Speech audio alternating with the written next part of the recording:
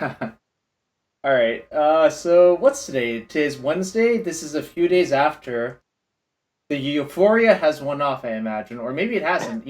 I'm not the boss of you. If you want to be happy about this for a week, that is your prerogative. But I do think usually it is good to go back and talk about what did work and what frankly didn't work about whatever decks you play, and Yeah. obviously I mean, there was more it worked than it didn't work here. I think is how I would put it. yeah, I'm still very pleased about it. Looking forward to my first like a real arena PT where I played in like the very first one when you had like four of them going on at once and it was all kind of a shit show.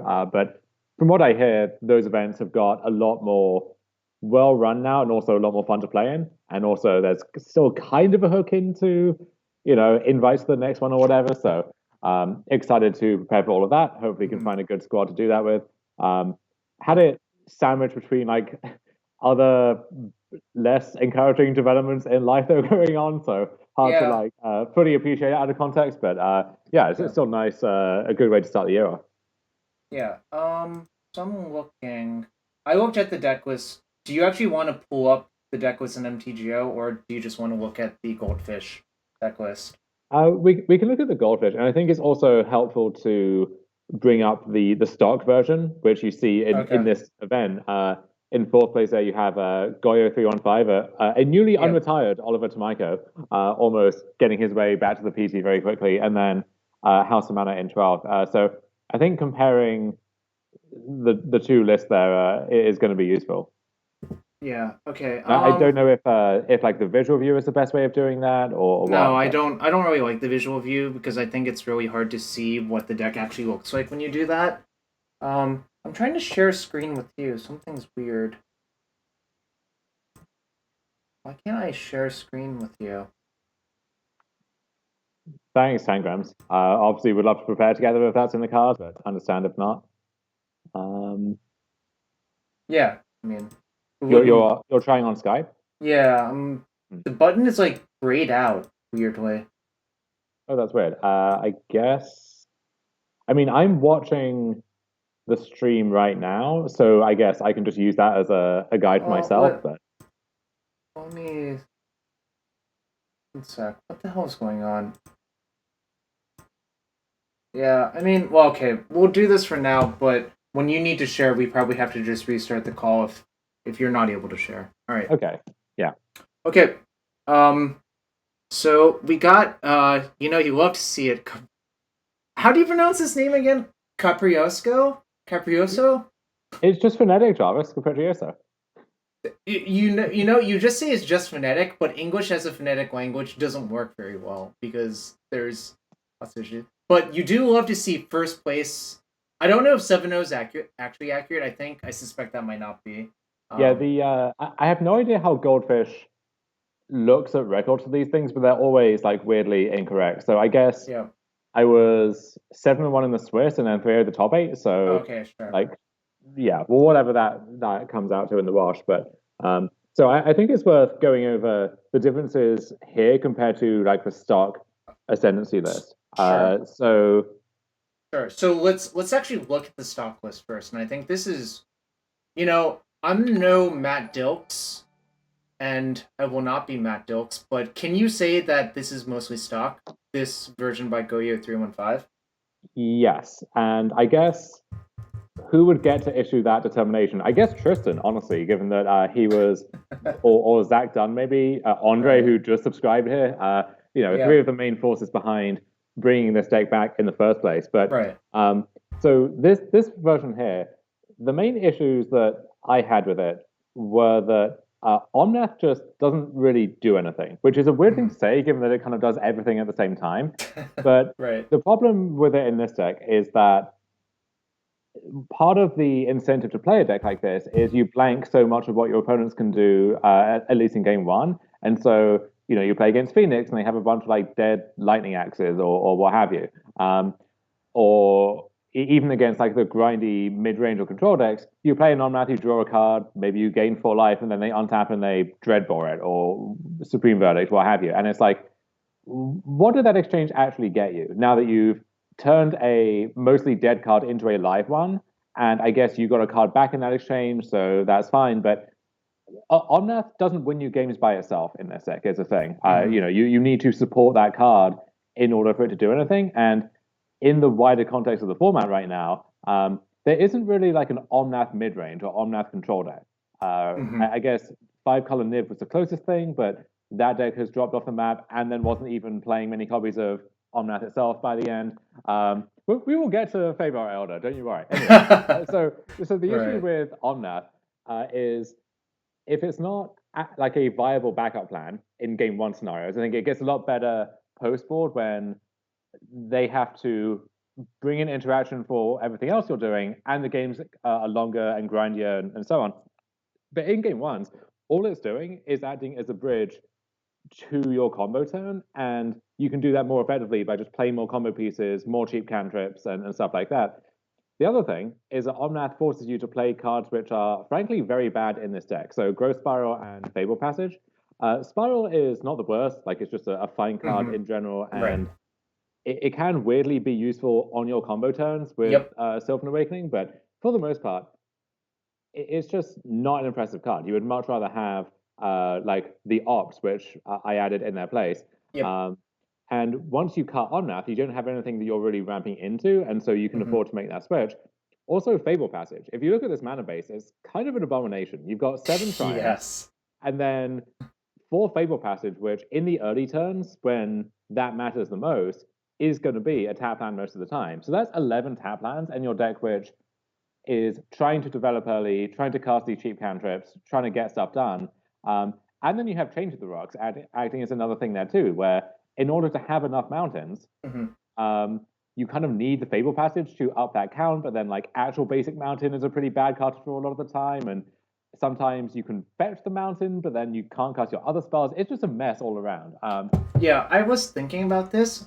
I couldn't figure out whose mana base made me more mad because I didn't want to run all of the numbers to try to figure it out. But I suspect both of them are very stretched to their limits, is how I would put it.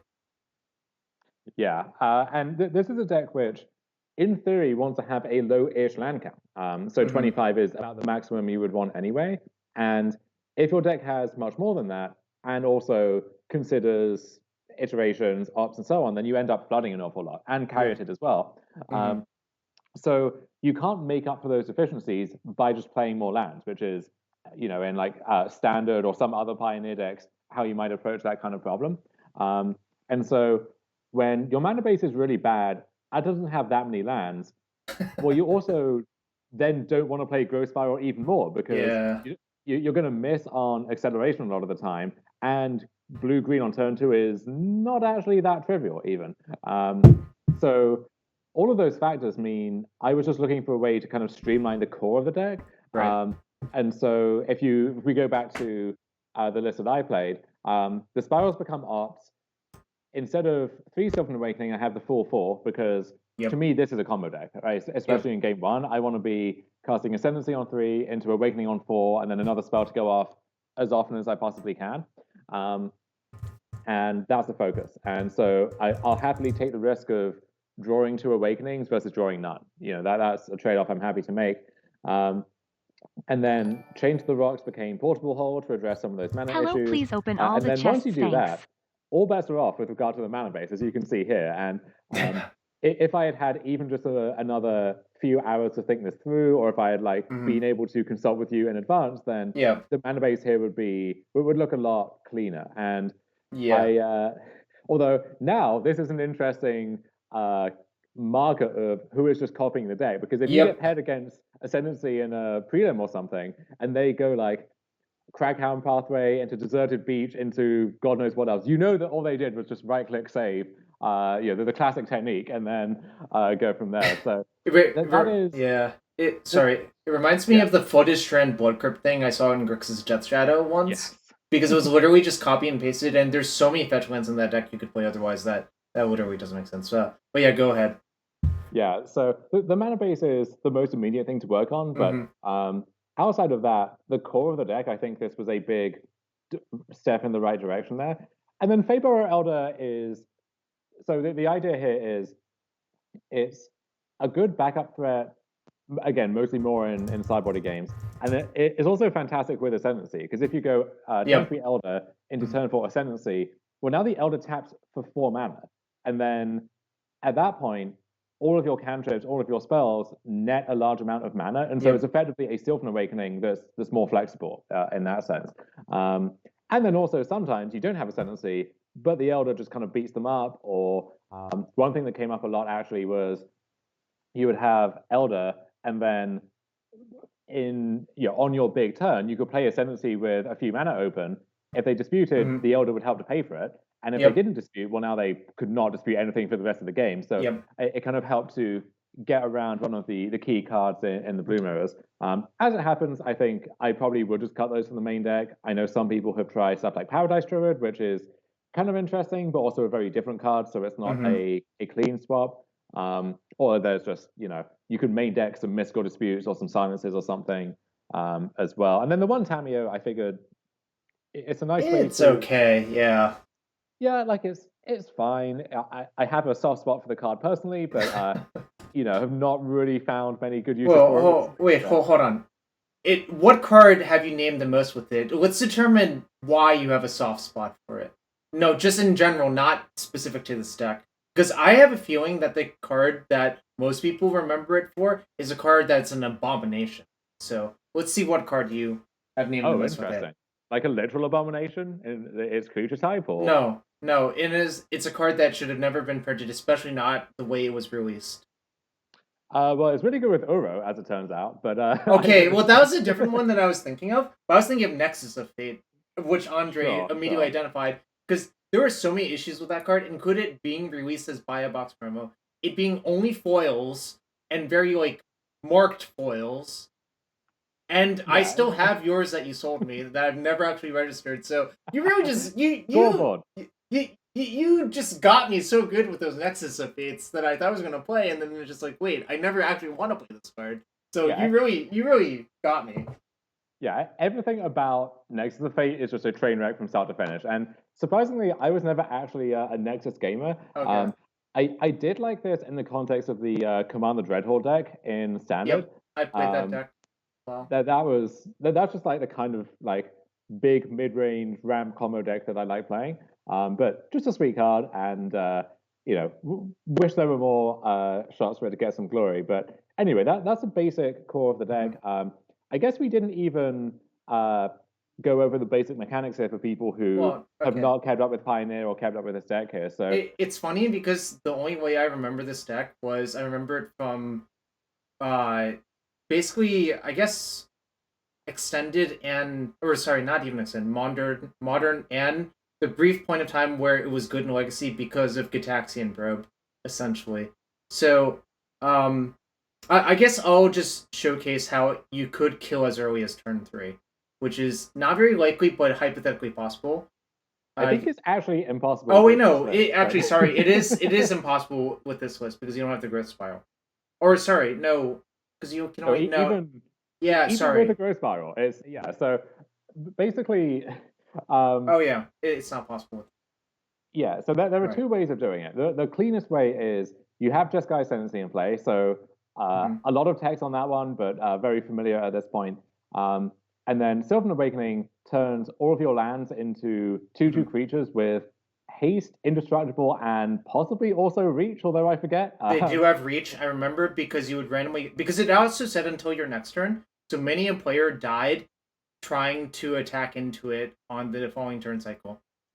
Yeah, it's actually like weirdly relevant in corner cases in the mirror, Yep. where if you have a board of indestructible lands and you have more than they do, they can't assemble an awakening turn. And so usually if they're drawing most of their deck, which they can at this point, then they can set up well for the following turn. But Yep. if you can like recombo them on the way back, then you get into these weird. Well, I don't want to think about that until you actually have to.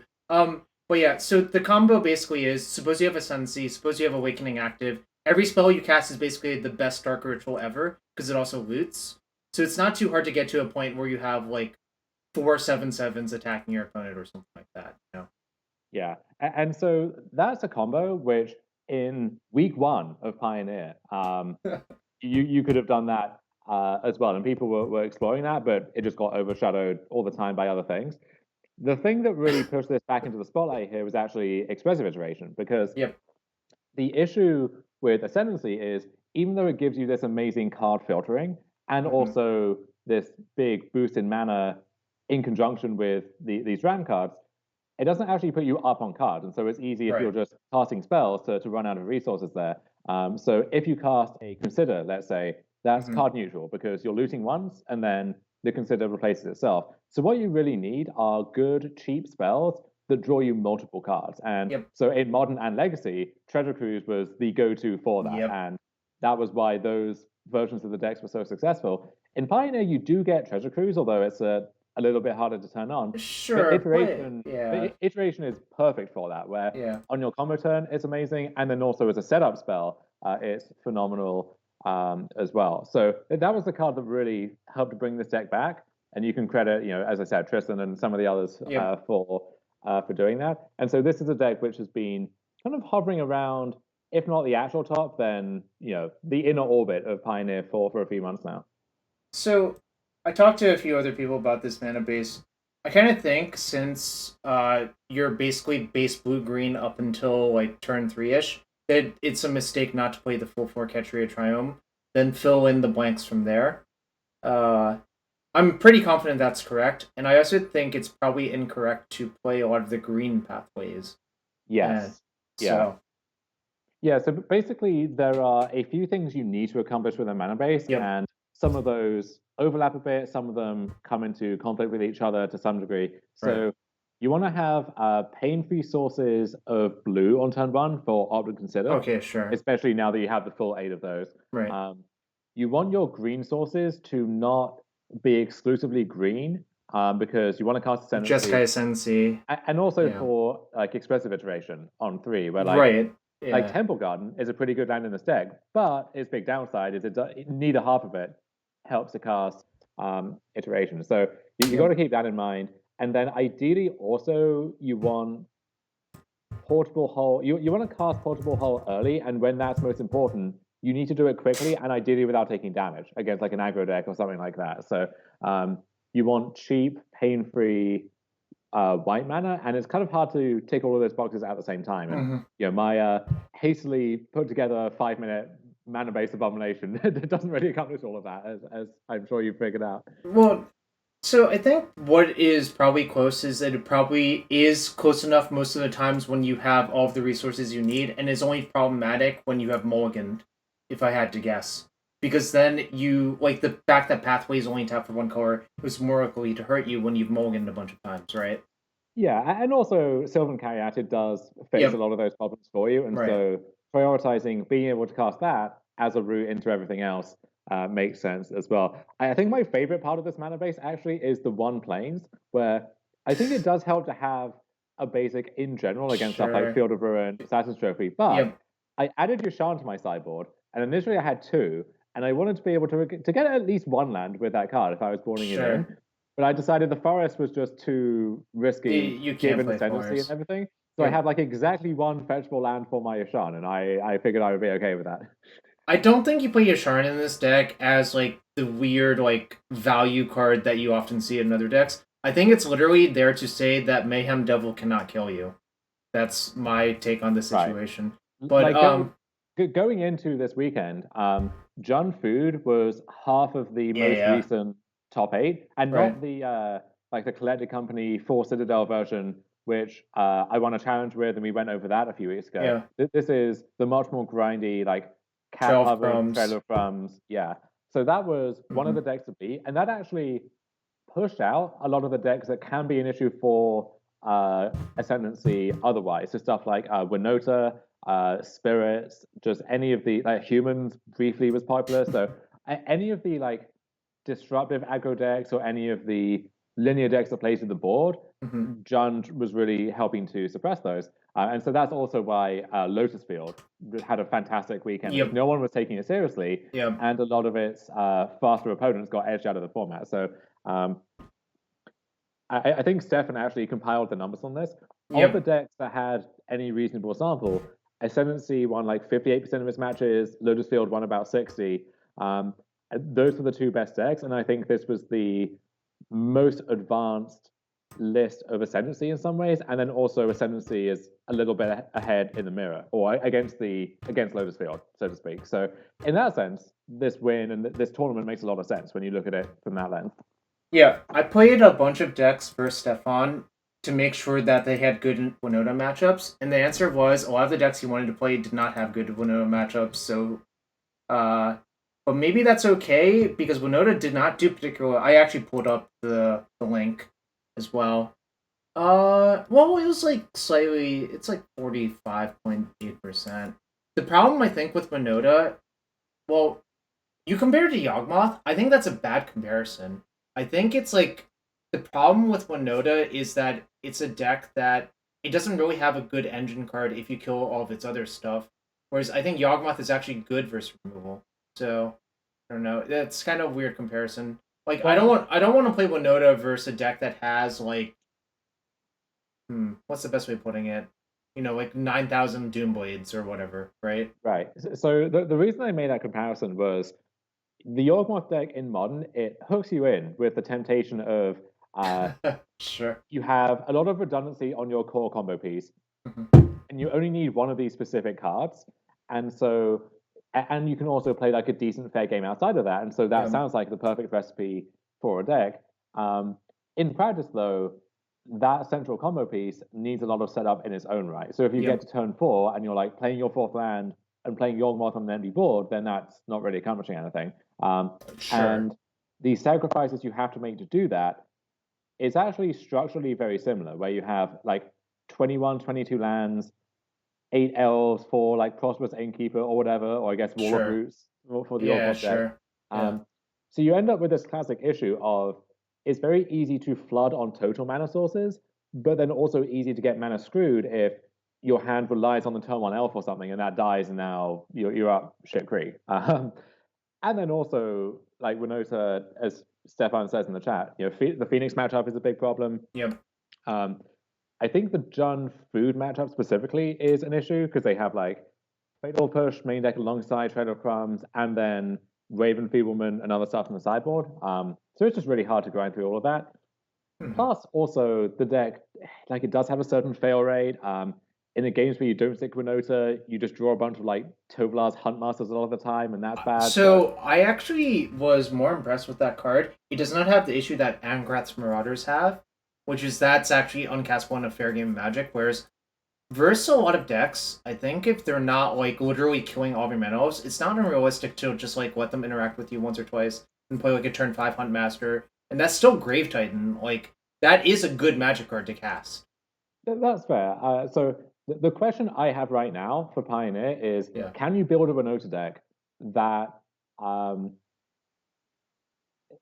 play a good fair game without Winota, but where its Winotas are still good in the average case? So like, it's like stuff like Kenrith maybe is okay, but are there cheaper humans you can play, or is there a way you can fudge that? Because if you can, and if you can crack that code, I think that deck is fundamentally powerful, and then also the ideal response to Ascendancy, Lotus Field, and so on. Yeah, sometimes when you just watch the games where Winota wins, it wins by so much that you have to think the deck is broken. Then you realize that that's like near the ceiling. Or if you play that deck against Goldfish decks, then it definitely looks good, because if you want a Goldfish, that deck is really good at doing it consistently and has the good backup plan of just like casting like Archon of Emeria or like annoying shit like that, which is super infuriating. Or the Eidolon of Rhetoric, which is what you should be playing instead. I agree with Stefan on that point. But I think you touched on something important there, which is Winota, if you're like, you will always come away with a very polarized opinion of the deck, because either you're losing and it's going to feel very inconsistent, or your draws didn't line up or whatever, or you're winning and it's like, why would you register anything else? This deck is absurd. So I saw someone on Twitter I saw said that they played a team tournament and they played Winota in the Pioneer seat, and they were just crushing people all day, and this deck is incredible. And part of me was thinking, well, okay, congratulations, but of course you're going to think it's incredible if you're winning with it, because more so than any other deck in the format, that's the part of the deck's range you have to hit in order for that to happen, if that makes sense. Yeah, all right. So enough. Well, I'll say one more thing about Winota. I've actually played like probably 40 matches of it lifetime. I happen to think that it's actually exactly fine Like, I think the actual issue with the card is that it's not very good design because it's like it's very painful to die to it. It's also not very fun to miss on it like 6 times. So I'm not really sure like why that card was ever printed, but that's a completely separate issue, I think. Yeah, there's some of that like a Tybalt's trickery kind of feel with it, where Yeah. the actual win rate of those decks is not especially high, but no one has fun losing to it, and it seems like people don't. I mean, I guess if you win with it, then it's fun to play, but it's just So a very yeah. swingy experience on both ends. So like just to top off the deck construction, for Treasure Cruise, I noticed a lot of the other lists didn't play it, and that's kind of insane to me. I would have if I were to build this deck blind, telling me what cards should be in it, I would have started with four Treasure Cruise, I think. Based on my experience playing the other versions and other formats where you if you actually track back at those versions, including the one that like Raptor played at Worlds that 1 year, they had more than four delve spells in their deck. They had like five or six generally. Right. And yeah, I remember, especially watching the Legacy version. I think Sam Black at an It was Sam Invitational Black, had, yeah. yeah, had a feature match where he was trivially casting, three treasure cruises in the same turn in Yes. without even trying. Like it was Well, very okay, easy to do. but there's Lotus Petals. There's like four crews, like one or two digs. There's even like Gut Shot in Chrome Box, if I recall correctly. He That was a full blown Degen version. he Like, played Thought Scour. Yeah, like he was yeah, really going all in. But yep, so this is another reason why I wanted the full four art and the mm-hmm, eight total one mana cantrips yep, is because not only do they give you that early game smoothing, they make your cruises better because you can fill your graveyard more quickly and then cast the spells you draw.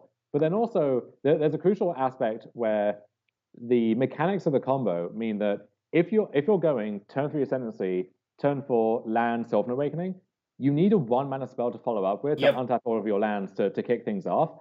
And now this list has 12 versus yeah, and then you can count Treasure Cruise as some like fraction of that maybe yeah. versus the other list. And that's part of the appeal of Silence to me actually too, is a card that you see Well, in Oliver's list and some of the others sure. is it's really good in these combo mirrors as you would expect. I'm gonna But say, like, as someone who's played a lot of like Legacy combo, Silence is a fucking pain in the ass in those mirrors because it's just like, well, am I supposed to shove and get like completely obliterated by Orange Chant or its equivalent? And like, it's also just a good test spell versus people who are trying to like Dovin's veto off your shit. You know? yeah, specifically Dovin's Veto is an Oh yeah, incredibly useful card yep, against, but even just like Mystical Dispute, right? They need sure, their obvious one mana open, and it's you can either lead with Silence or yeah, right, it's really good there. But yeah, so obviously this list a little rough around the edges. The sideboard sure, actually was maybe the biggest miss because there's a lot of stuff there which yeah is not strictly necessary. The one issue is that when I was talking about this deck with people in advance, I was saying you need to play some amount of rending volleys or fries because bro. Where are they? well quite yeah so those those are good against Winota, good Yeah, against like Angels was my one loss in the Narset entire is tournament, also not but like Narset is kind of a painful card to play against sometimes as well.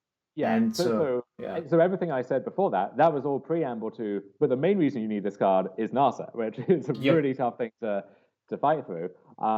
Especially out of the Phoenix decks, where like you want some amount of removal for thing in the ice, Yeah. but you also like your portable hulls have no other targets against that deck, so you don't want to be Sure. too flooded on those. So Fry and Renning Volley are a nice way to hedge against, their scariest early threat and also the biggest contextual threat without just drawing a dead card too much of the time. Um, so definitely needed some of those in the deck. But then when I was compiling this at the last minute, I just forgot to add those back in. And had I remembered, very much would have, cut some of these extraneous sideboard cards for those. Someone was asking about Chain of the Rocks, and I point out there's only 7 actual mountains, which I think means it doesn't really work. Yeah, it just Chain to the Rocks is good. Mhm. Like let's say it didn't have that kind of condition, Sure. I think there would actually be pros and cons for both that and portable hull. And if that were the case, you might just play the full 8 and the 75 or whatever. As it is, Chain to the Rocks just mangles your mana base so thoroughly that I think you have to go with Hole. And Hole actually does have other applications too. Like Mhm.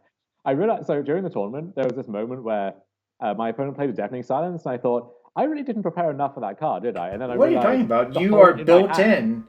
Is Just yeah, yeah, I just yeah. have 3 answers of that in my deck. So That's kind of nice actually. Like because you don't have to board in a specialized card for that card. And I think one of a few of the decks that play a lot of Deafening Silences are all creature decks, so Hole is always going to have a target. Like you're not having a fringe card like Light of Hope, which I was looking at that card and I'm like, this doesn't look very good, but it's probably for Deafening Silence. Then I looked well, at the portable holes. I'm just like, well, I don't know. Maybe you just need more. yeah. So Light of Hope it does a few different things. So against the red decks, they are aggressive red decks with a bunch of burn, but then also they have I don't have the Great Eidolon Revel. plus Yep. Running Vortex plus God knows what else. And so Light of Hope, at least 2 of the modes, and sometimes all 3 are pretty relevant there. It Wait, can come in what does stuff like Rowing the mirror. Vortex do versus you? It's just an annoying card if you're trying to play a Okay, longer game. oh, Um, fair. It just racks up a small amount of damage. I was just like looking at it. I'm like, I don't see anything it directly affects because you're not paying 0 mana spells. I guess it shuts off the Omnath life gain, which can be relevant, which is probably one of your best ways to beat them. You just that's a right. matchup where I think Omnath is like actually a banger. Like you just cast that, gain like 12 life, and then like how do they ever beat you? Because you're gonna win every long game with Treasure Cruise. Yeah, it's even there, Omnath is more of a stopgap than anything else. I just want Right. them to take a bunch of time and have to throw a few cards away, and then we'll figure it out from there. Yeah, if you have time to set up shop and cast like the Caryatid, Sylvan Awakening, Jeskai Ascendancy, and I don't think their deck can really interact with that very well. Like it's just most of the decks in the format are not designed to deal with that. I guess I was thinking about this. People are allowed to play Settle the Wreckage, but I think that is probably the wrong way to approach it. So if you even have like one, well, suppose they like let you go all the way off and you've drawn like most of your deck, you can probably just do it to them again next turn. I mean, you might be down like 3 lands or whatever because you only have one plains in your deck, so you'll fetch up the plains and hope you didn't draw it. But Settle is like weirdly much better versus this version than I thought it would be. I think Settle is, I think it's a bad card in general, and I I don't think it agree. really does anything against this deck. Sure. Okay. And I guess in a post board game, you can just draw all of your mystical disputes and float like, well, I guess if you're doing it main phase, you can't float mana through to combat, but you can probably engineer a situation where you have enough instants to refloat more mana to cast like a bunch of Yeah, disputes on a settle. So like I it's think I yeah. think it's the classic thing of people look at a combo deck and then they try to deal with the final game action or like the ultimate No, win condition yeah. as opposed to any of the setup stuff. And it's like by the time you're at the point where they're casting the final thing, they're going for the big finish. They've drawn their whole deck and they have all the answers they brought it in, and it's like your card is not the actually the going to get horse them has any. left the barn for a while. You've left the door open for quite a while. It's already like kilometers away by this point to use your metric system. Exactly. So yeah, let's get into some Sure. of the games here. I don't think Okay. it's worth going over all 11 matches or whatever because that's Okay. it's a lot of So time, and then yep. some of those matches are just fairly formulaic. Let's just okay. Well, let's see if you can share. If not, we can restart the call and see what's up. Yeah.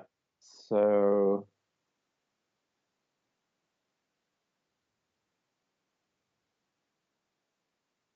Spinning wheel. here we go. So I guess I have to show the whole thing.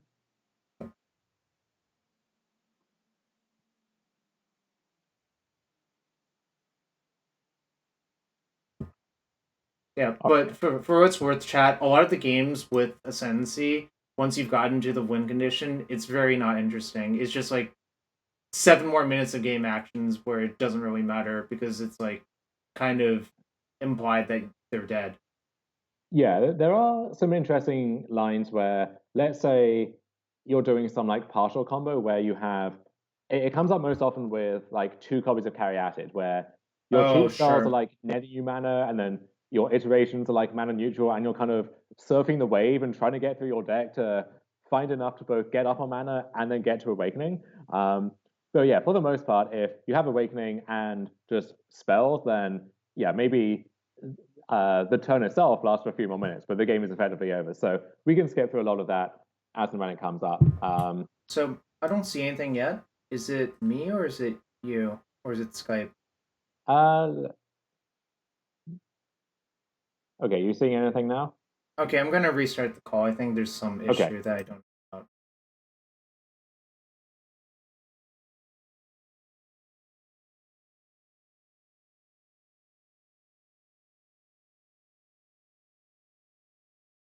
Isaac Skype's chat.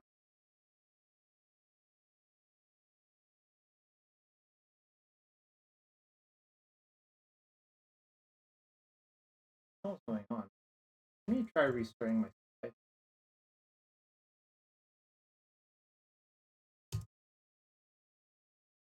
Actually,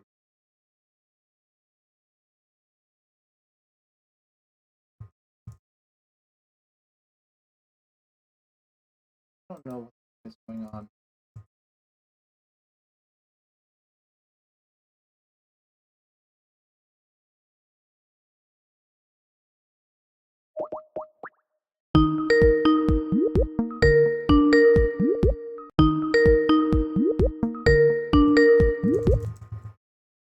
Okay. It appears to be better now. I don't know. I think maybe last time it was like weirdly buggy. Yeah. Okay. So Try sharing now. I'll try sharing again. 1 second.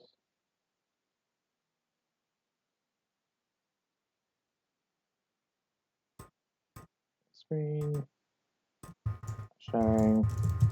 All right. It looks like we got. Yeah, we got it. Okay, I'm going to move the big block, which is just you and your face, out of the Ooh. way. You took some tough vintage key bosses. Oh, I sure did. I I'm I really know sad. we talked about that a bunch a little bit, but also I did watch your match versus Elias V from the other side. I will say that I think one of these people had a lot more cube experience than the other, and that's all I'm going to say about it. Well, then there's also just like interface issues where Oh so yeah, in one yeah. game she vindicated her own planes because I think she had to like tap several times or click on the same thing to make it register. Sure. And then game two, I just F6 through my turn too because I again like there was lag trying to F6 through her turn and just F6 through mine as well. So you know, I'm glad it happened there instead of in the PTQ, I suppose. But Sure. It's also fair that I did watch her do a cube draft before the thing this morning. I was giving her some advice because it seemed like she needed some advice, frankly. She casts Faith's Feathers on her own planes instead of on the opposing, like Narset or Barraskor or Sword of Fire and Ice or whatever it was. She still managed to win that game because she was so far ahead, but it would have been a lot easier if Faith's Feathers was not on her own planes.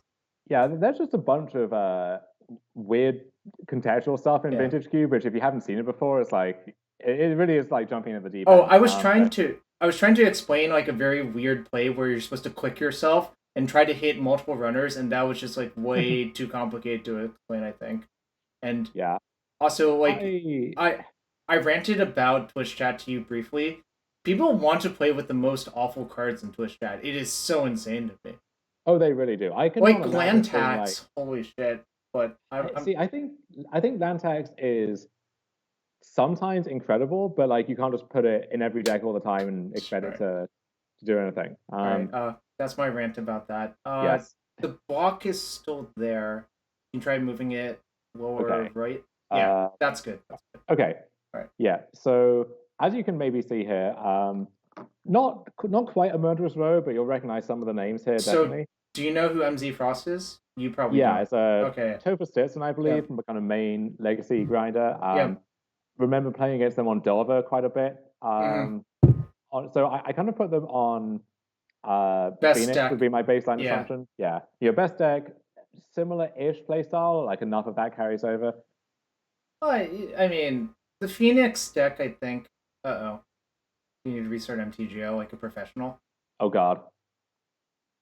Ah.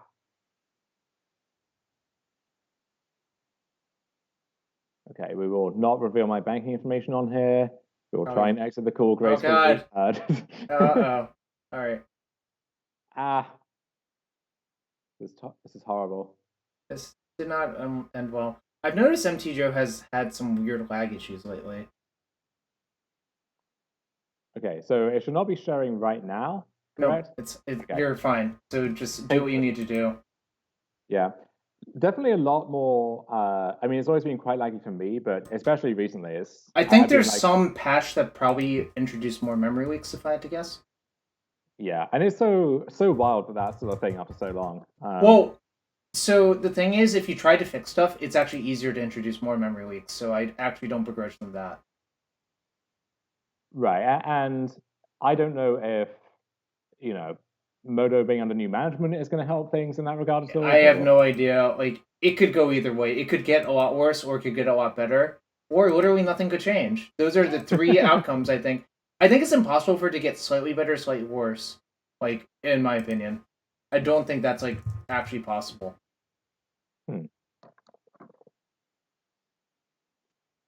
Oh, someone mentioned unbridled growth as a fixer. That's kind of interesting, actually. But Oh, that was is that Ether Revolt? yeah, Yeah, that is. Yeah, that might be worth a look. because your mana kind of sucks, and like Well, it kind yes. of does what. Well, the problem is it doesn't. It only looks at one card, right? But fixing your mana is not irrelevant, and it goes through the correct things. It's basically just like a very bad green cantrip, right? Yeah, I don't know if you can have too many of those, but I could see like 2 copies or something being a smart call. Fair enough. All right, are we back in, or is it still loading? Magic Online is loading. The loading screen. I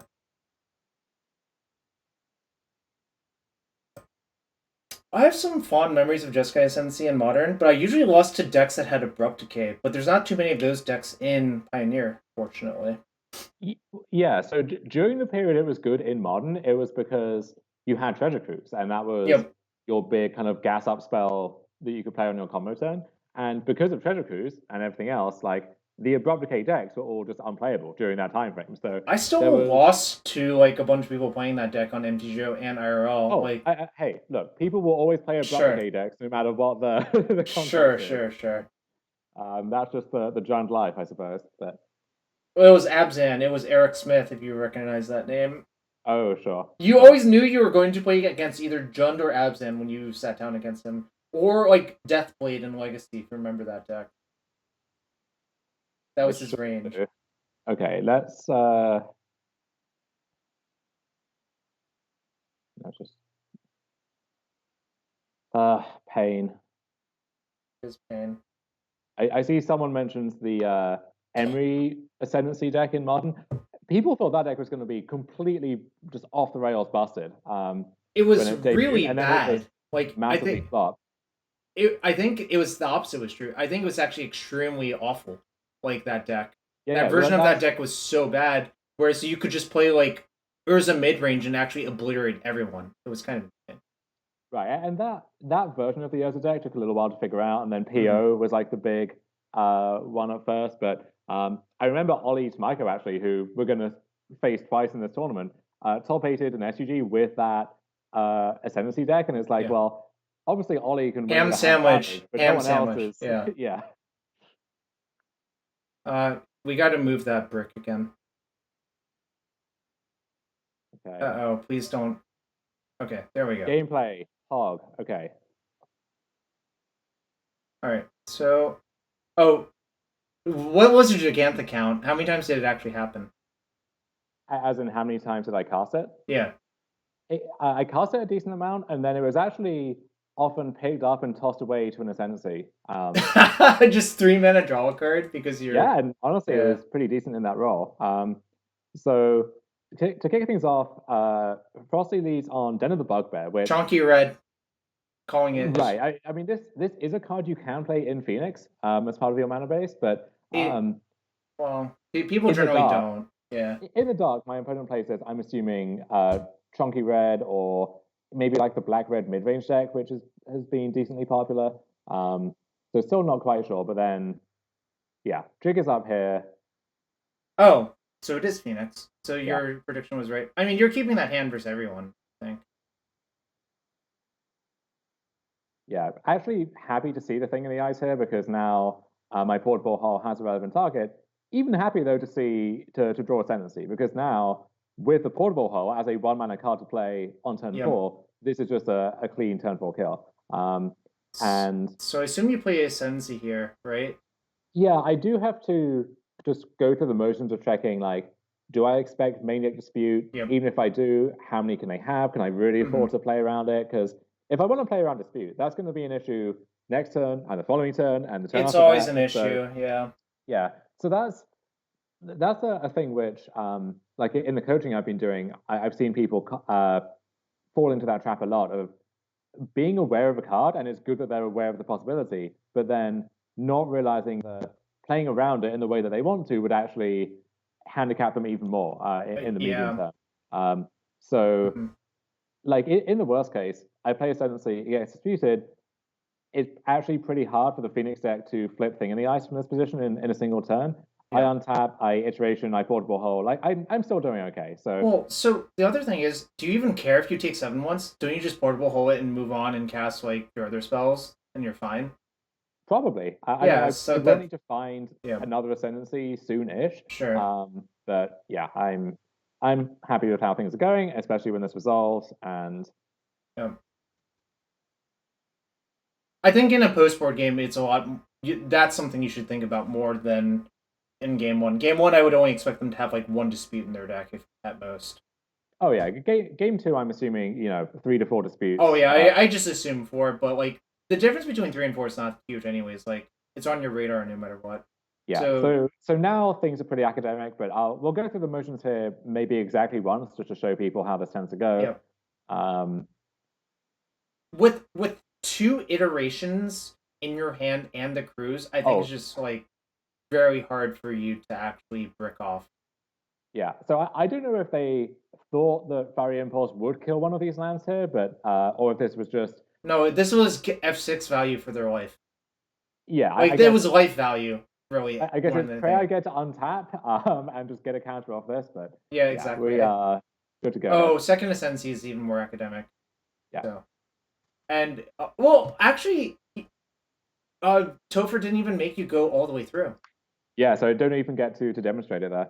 So sideboarding against Phoenix, cut a lot of the clunky stuff which arguably should not be in the deck to begin Gray with. Ogres are coming out. Yes, and then usually the default policy is to just like shave and opt or something. It's unclear how much of that you can really get away with, and this is a kind of a this is like a worker ant for the deck, right? Where like it does all of these different things, and it's tying the room together, but you never put that down to opt so much as the card that it's digging you towards or anything like that, and so it's hard to, at a glance, see how the deck functions with less of those effects versus the full set. We're just shaving 1 here, so that's fine, but it's going to come up where we're cutting 2 or 3 ops, and the deck is noticeably different at that point, but it's just hard to really realize or articulate how. I have a question about Malevolent Hermit. Does it not belong here? I was wondering about that. I think I end up in my other match against Phoenix bringing it in. Okay. There's a little bit of a play versus draw disparity there, but I figured this, even on the draw, probably is good enough because I was actually leaving in my Feybar Elders by the end in some of the post-board games, thinking once they're boarding in a bunch of disputes and gusts and Narsets and God knows what else, what can you cut other than the red burn spells that don't have any other targets, right? Sure. And so Hermit, like Spikefield Hazard is part of their mana base, and so you have to be cognizant of that. But the fact that this either counters Narset or pressures Narset, I think makes it correct to bring in regardless of those things. So should have had that in. Okay. Because me not knowing anything, I would like default to trying to have it in versus someone I expect to just try to like spam mystical disputes at me. Yeah. So interesting decision here because I think the obvious move is to just play carry acid, right? Yeah. Just get some development going. That being said, if your Phoenix opponent doesn't have any early cantrips and doesn't have Thing in the Ice and just kind of isn't really doing anything, then what must be in their hand for this draw to appear good? And so I think that does raise the probability that they have Narset a decent amount.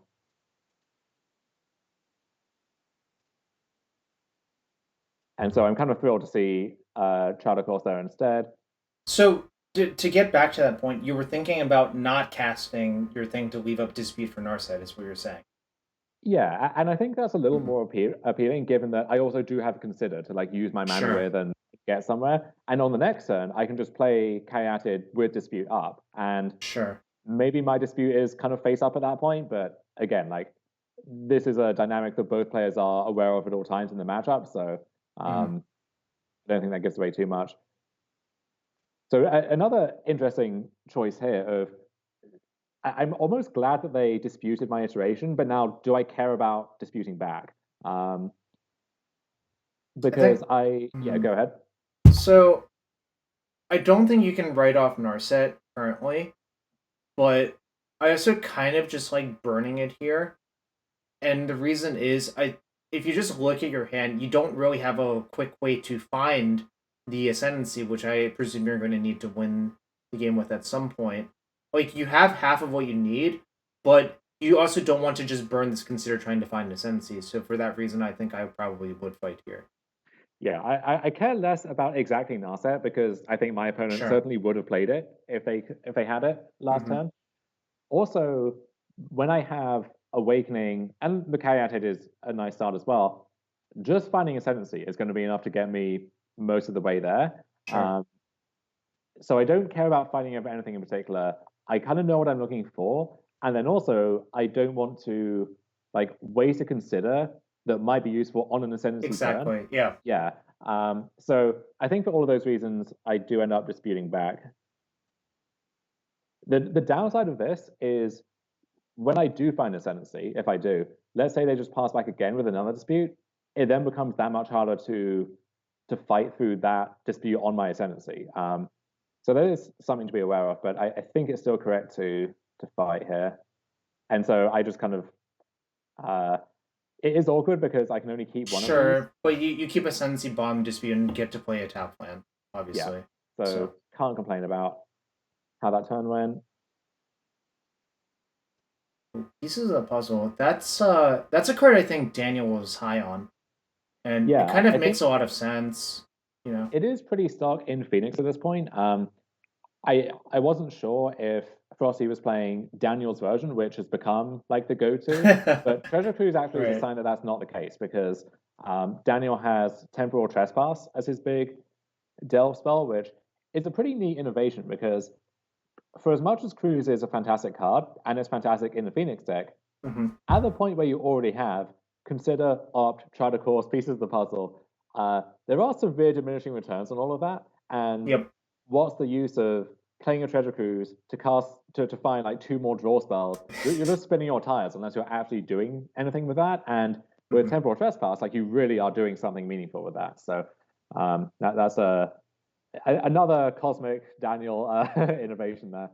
I have some words to say about some of Daniel's deck building, but Dust Edgers asks, were we supposed to play Stomping Ground on turn 2 instead of Breeding Pool?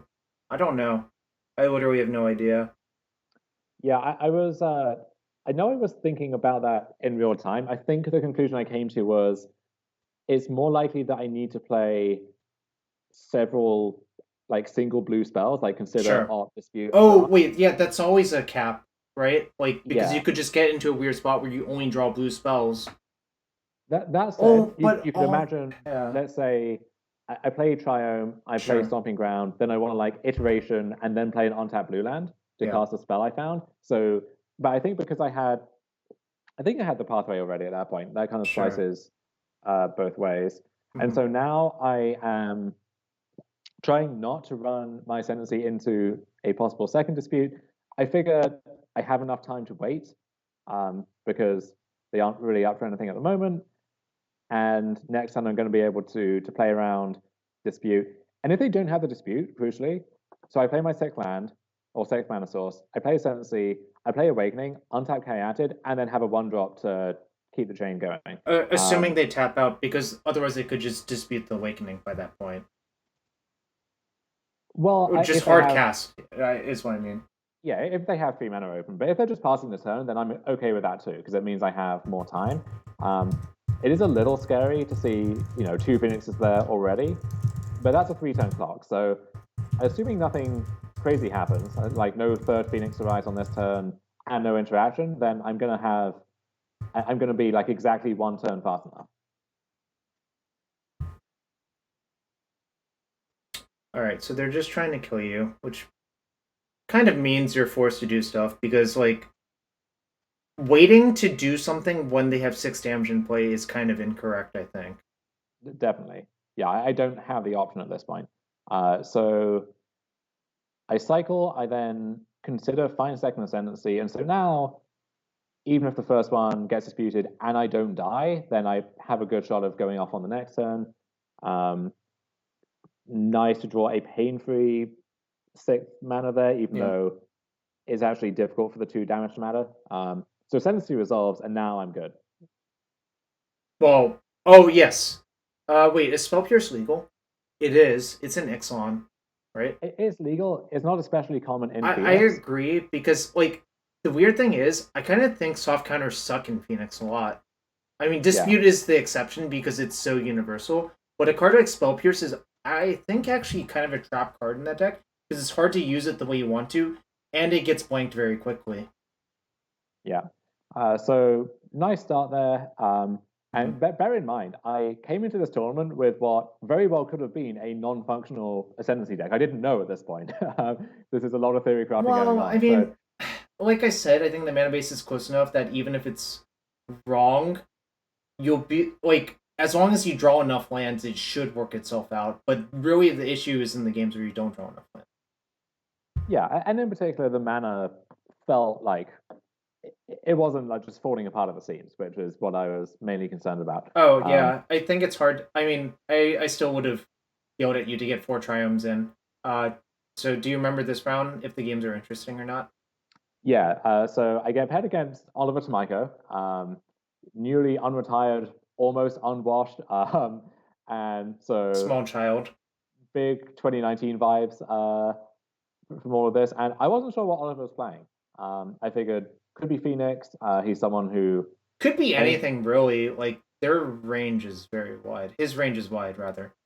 Yeah, although with Oliver, I think he's not just going to play some like default bad deck that just because people are playing it, right? He's gonna he's not going to show up with like chunky red or vampires or stuff like that. I was expecting a blue deck of some kind, and Gigantha makes me think, okay, probably a mirror, if I had to guess. Mm-hmm. So I assume what actually matters in the mirror is just jamming Ascendancy on turn 3 in game 1 and seeing if you have them dead on turn 4. It is effectively just a race, yeah. Reminds me of the Elves mirror in game 1, which is basically the same thing. Yeah, and I figure my main deck is better at that because I have 4 Awakenings, first of all. I have Ops to dig for my combo faster. And then this is actually one matchup where the Feyburrow Elders can help to accelerate into a fast kill as well.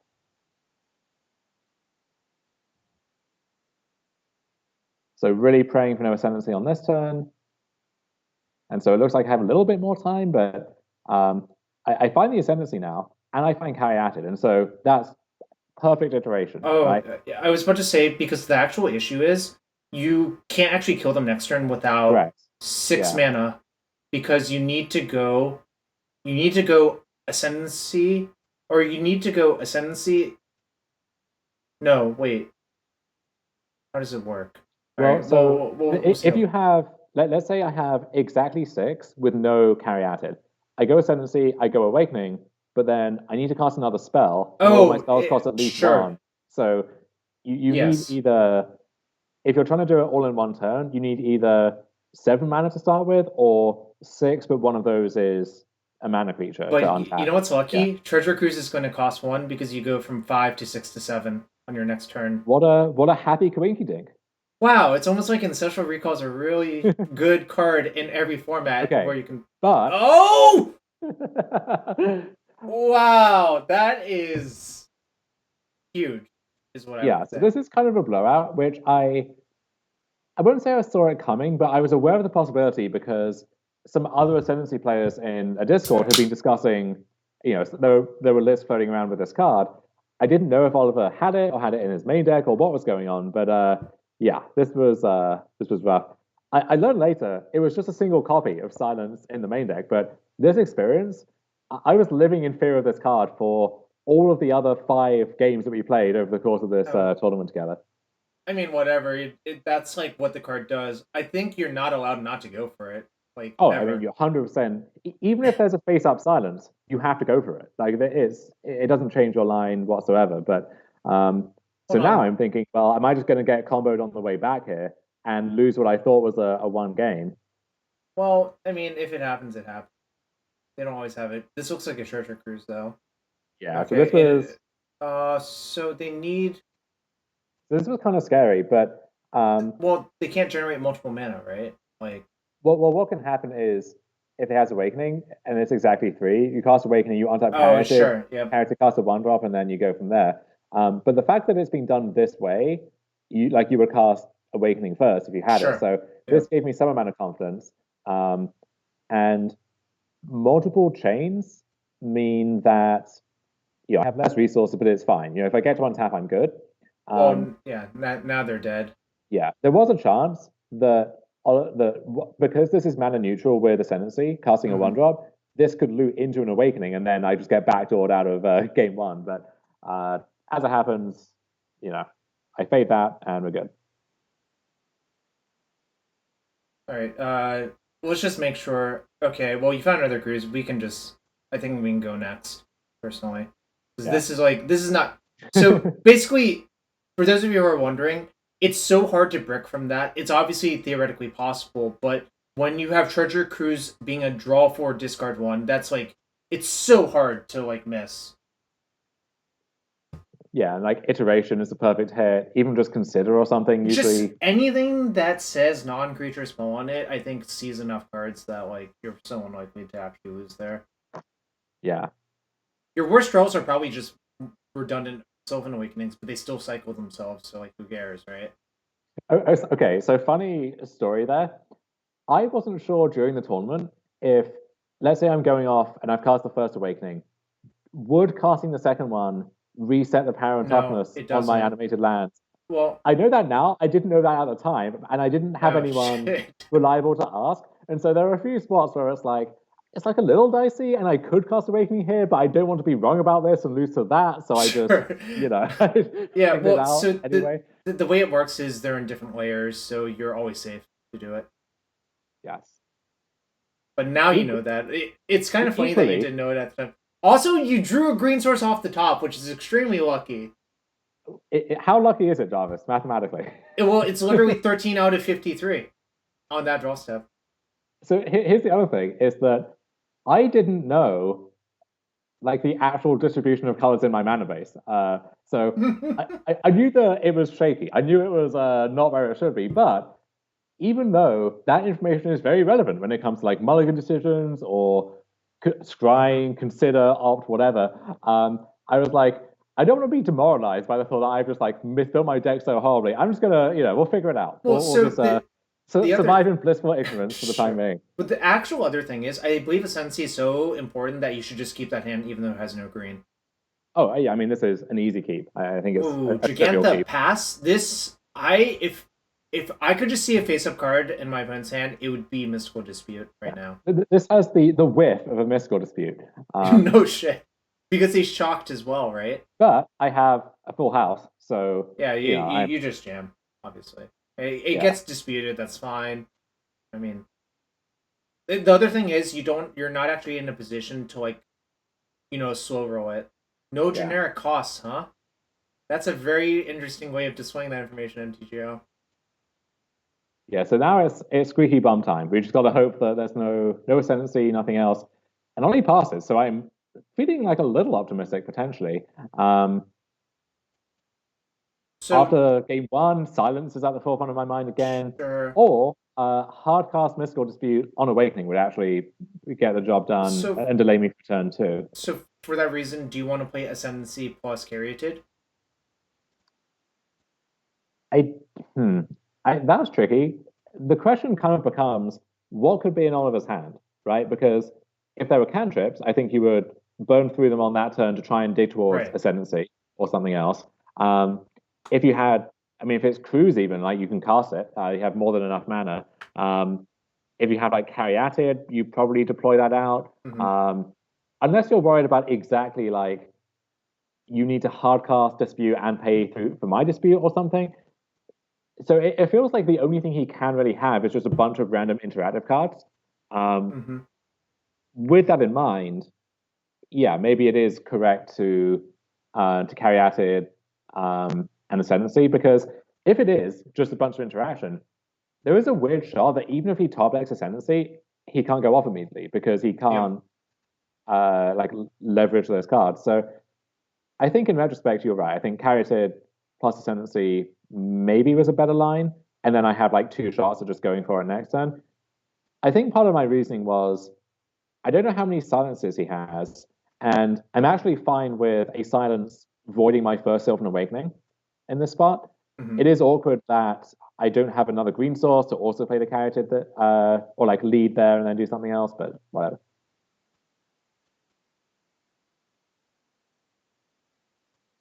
The other reason I wanted to do that was if you notice, 6 mana is a crucial threshold to get past all these things. So Yeah. And yeah, you see, I keep the sick land there for that reason, basically. sure. Oh, this looks like a cruise. Yeah, and that's not a great sign.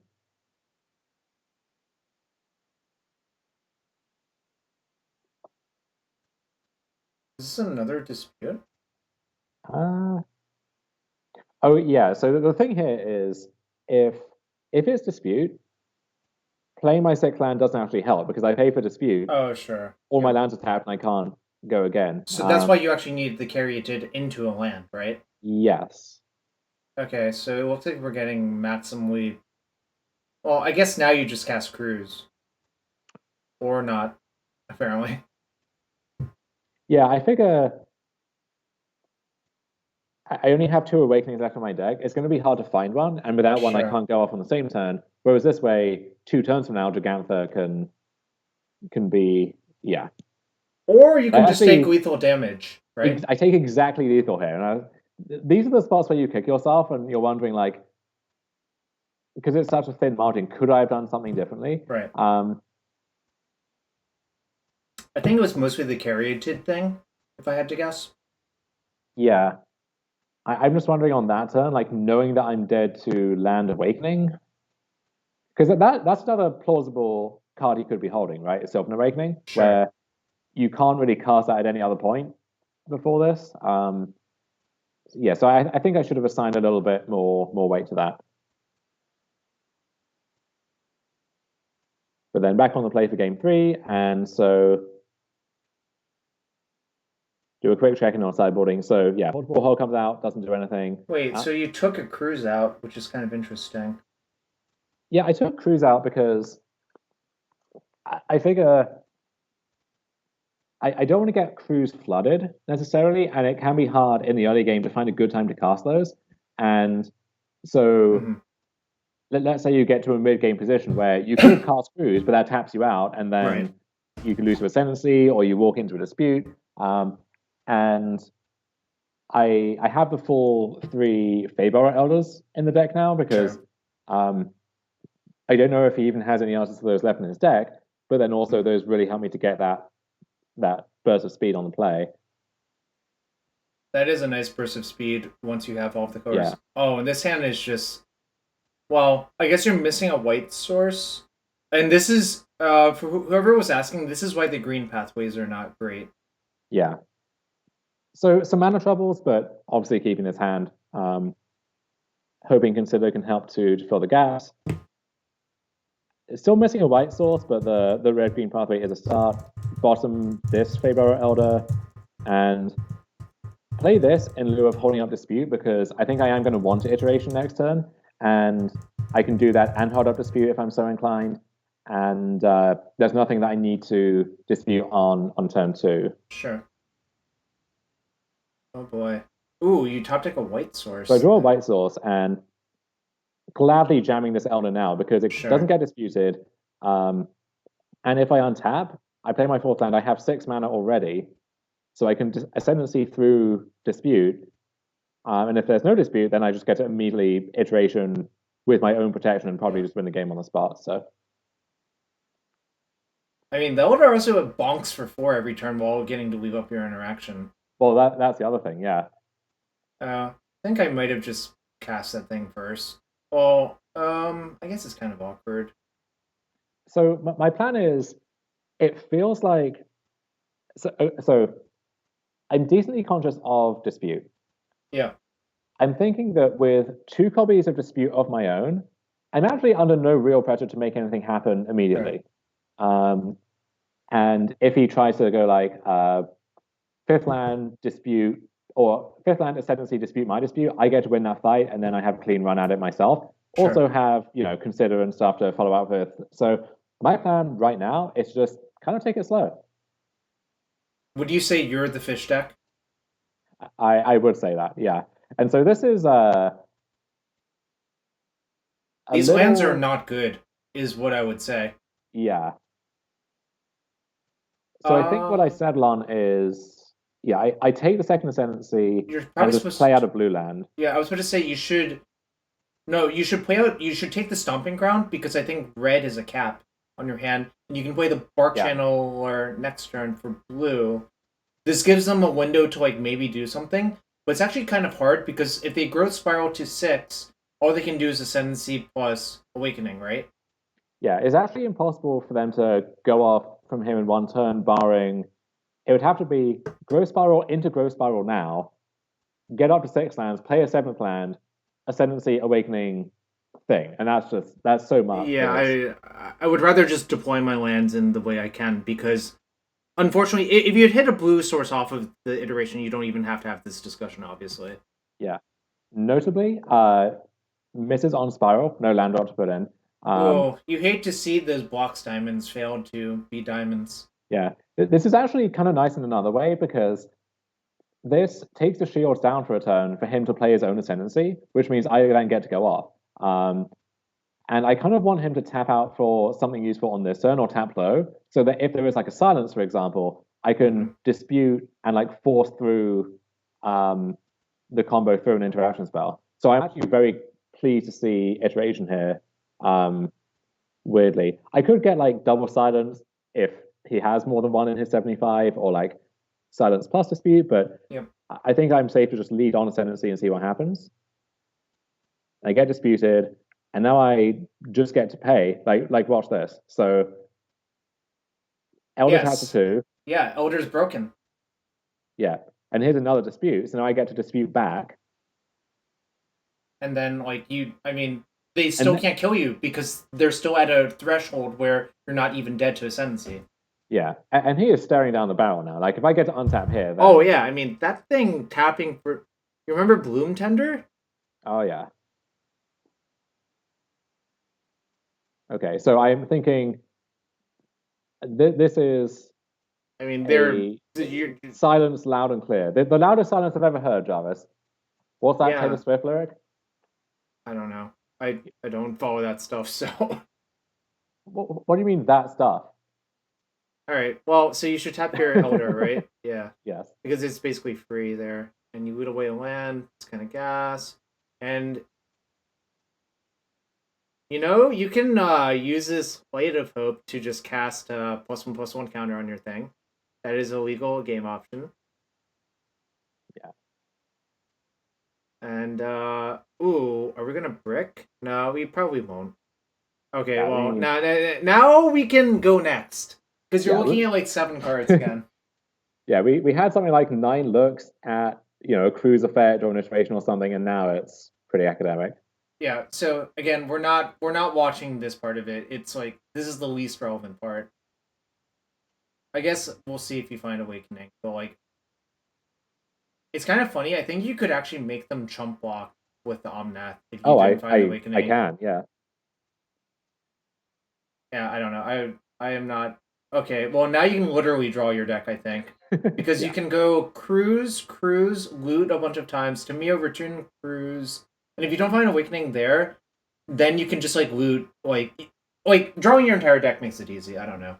just kind of feels. So very glad to be, I would say, the best player on the SCG tour at the time I was playing it. Wait, what's an SCG tour? Yeah, it's a relic of the past, I'm actually kind an of old sad dynasty. about that. Like to be I'm very fair. sad about it. I would like to, still have any of my jobs. But anyway, moving on, we get to round three. Pretty Yep. easy win against Winota, which I think is a scary matchup, but I just comboed off quickly on the play. And then I think their fail rate came into play in game two. I think they mulliganed to either Sure. 5 or 4 cards and was able Sure. to clear that up. Oh, so you won against Winota 2-0, Yeah, but it's obviously a terrifying matchup because like I think if they draw well, you basically are a dog.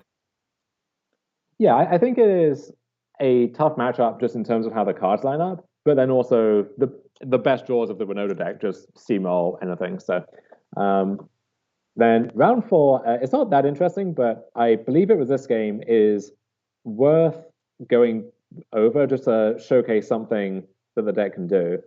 Um, Oh, is it something I haven't seen? I'm kind of excited now. it's not anything tricky. It's just Oh, okay. Soulscar So Mage. obviously incredible hand. Um, Yep. Against this start, Nightmare follow up is obviously turn to Eidolon. Yeah, if it happens, it happens. I'm not. They go to Oh, 19, which is a ominous sign. Cast that double red spell. So wait. it's like, Did they okay. mulligan a bunch? They did, yeah. So they went to 5 cards, but they have turn two Eidolon, which is like kind of a banger, right? Yeah. And like this start with Sure.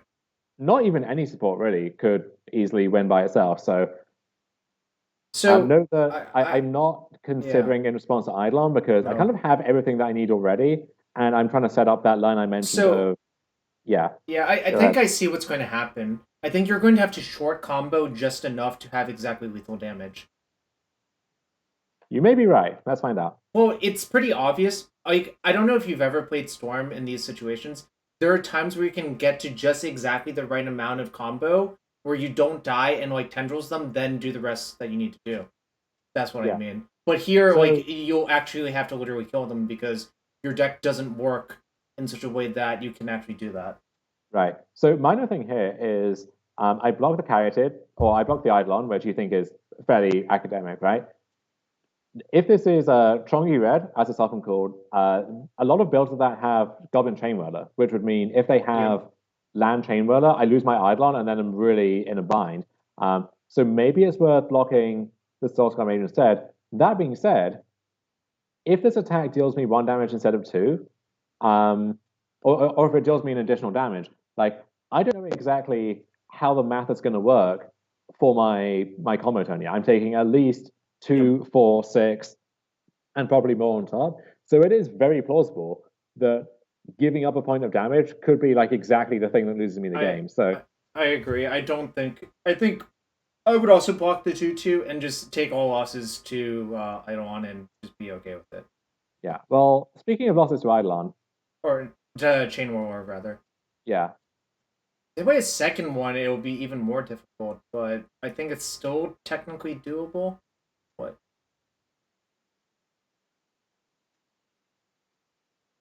Oh, they don't have any play. Hmm. Was this just the replay bugging out? Yeah, probably. Great.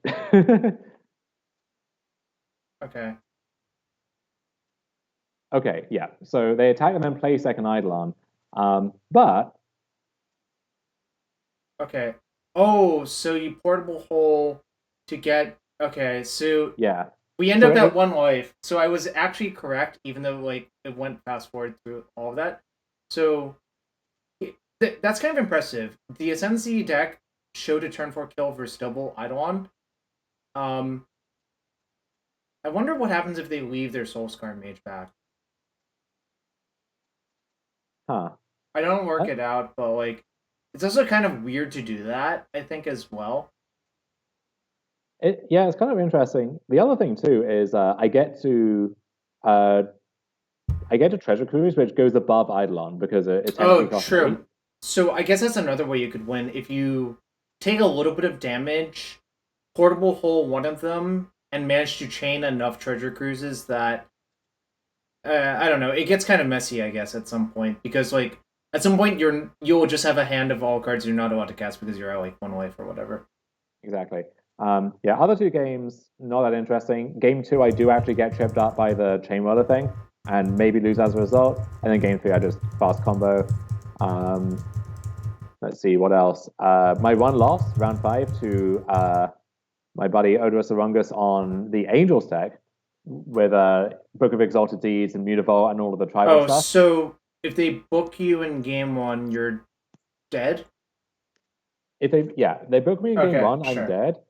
That isn't actually what happens, and I think in general, I'm fast enough on the play to kind of outrace that. But where it really gets thorny is post sideboarding, where they have a bunch of like deafening silences and your Archon, Eidolon, whatever they want to play, on top of Skyclave apparitions and just a bunch of the disruptive stuff. And Mm-hmm. that's a matchup where you can't really play a fair game against them either because their tribal synergies just go way over the top of that. So And you kind of yeah, have to be a combo deck yep. in the face of all of their interactions. So even though it would seem like mopey white tribal creature deck should be a good matchup, it's actually more difficult than it might seem on the surface.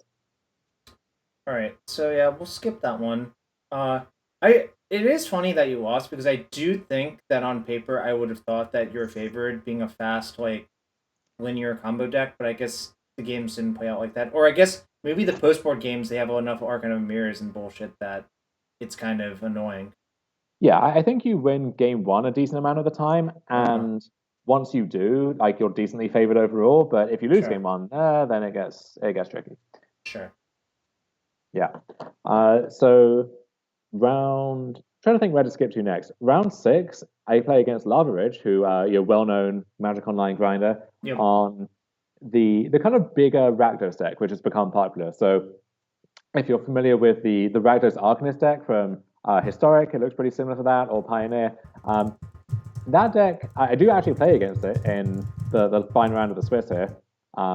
But this is the thing which has kind of replaced that. So this is a bunch of like Graveyard Trespassers, which is actually one of the best new cards for Pioneer in a long time.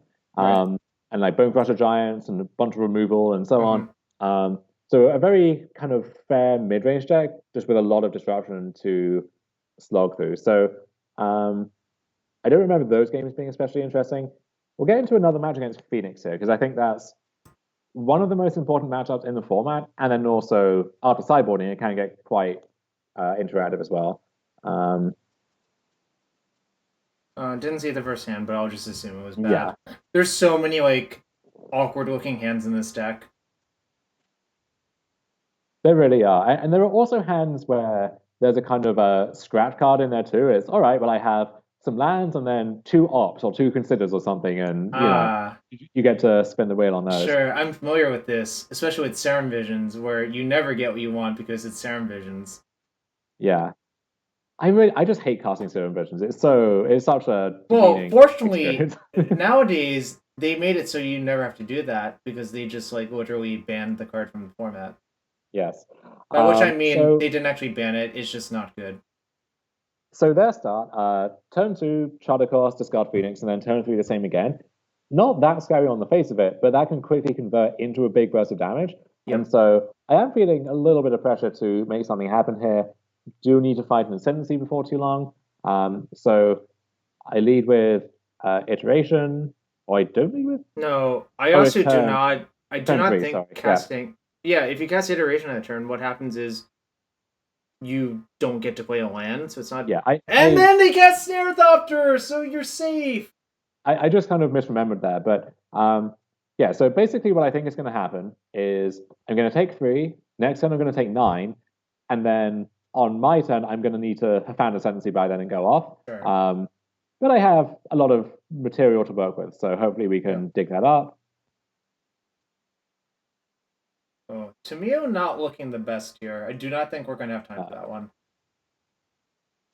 And I iteration again. Ooh, this is not looking great. I mean, I do get to cast both of my cards from here, so that's value at least, I suppose. Is I it do find value if this you're dead?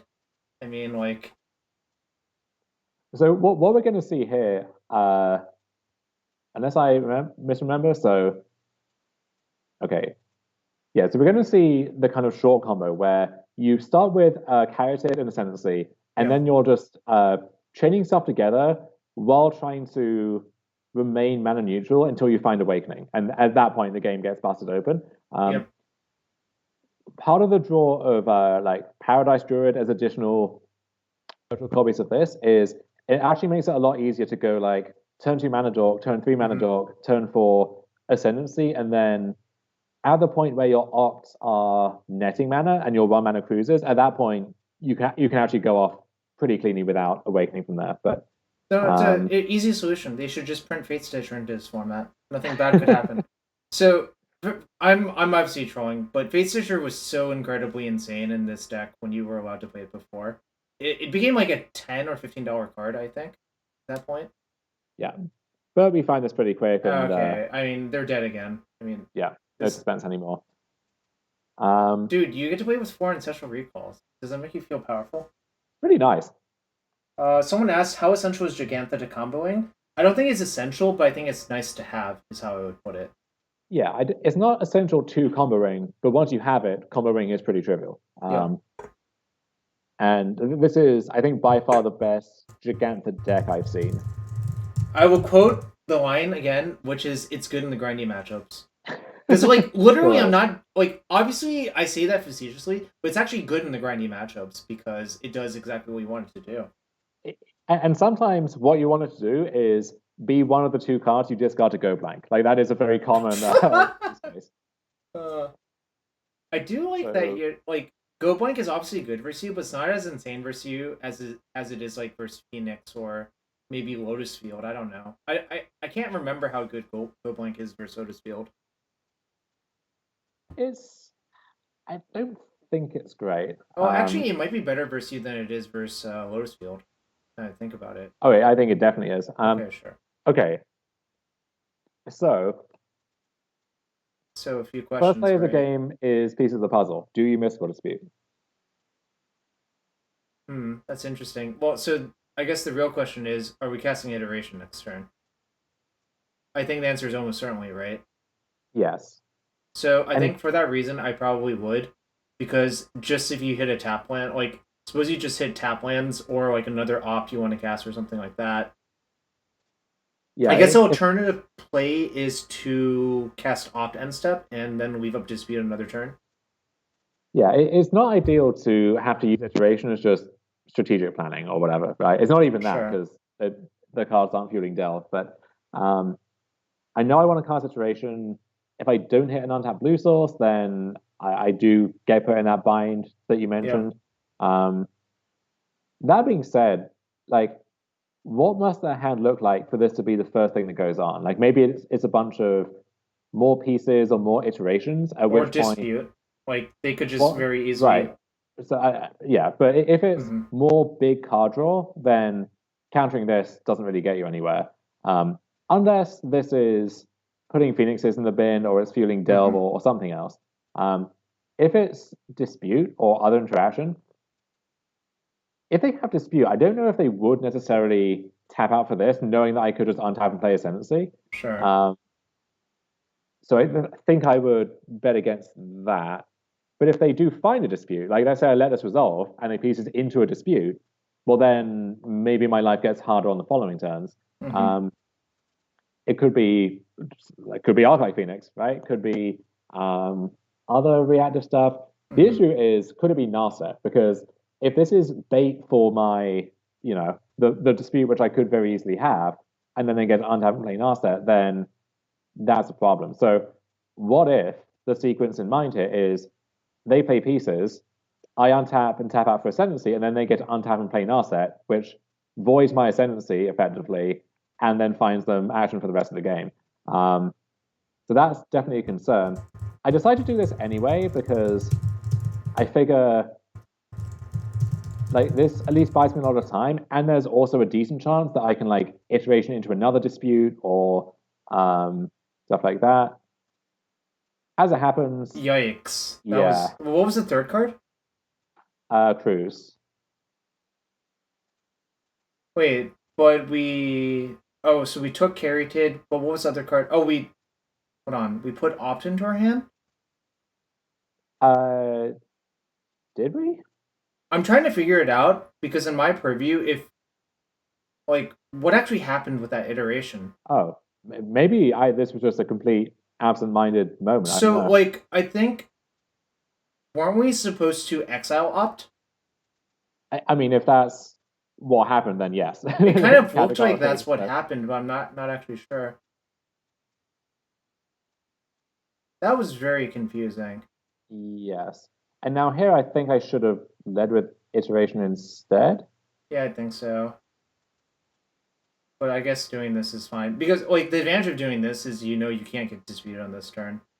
Yeah. So now things just kind Oh, of go disastrously wrong. Yeah. yeah, And this is where having Fry or Volley is so important because if yep, I have those in my deck to dig for with all of these iterations and and yeah. considers and stuff on their turn, I'm not feeling in a bad spot. But as it is, I can't get this thing off the board and it's just going to do me in. So this was a thing I was terrified of happening. Yeah, I mean, you're kind of dead now. Ooh, stern dismissal. Haven't seen Yeah. that in a So while. note, we saw Galvanic Iteration in a previous game, Yeah, and Stern Dismissal in this one. Those are both features of the Daniel list, and yeah. So so it's pretty safe to assume there's just Daniel's deck, like card for card yeah, by this point.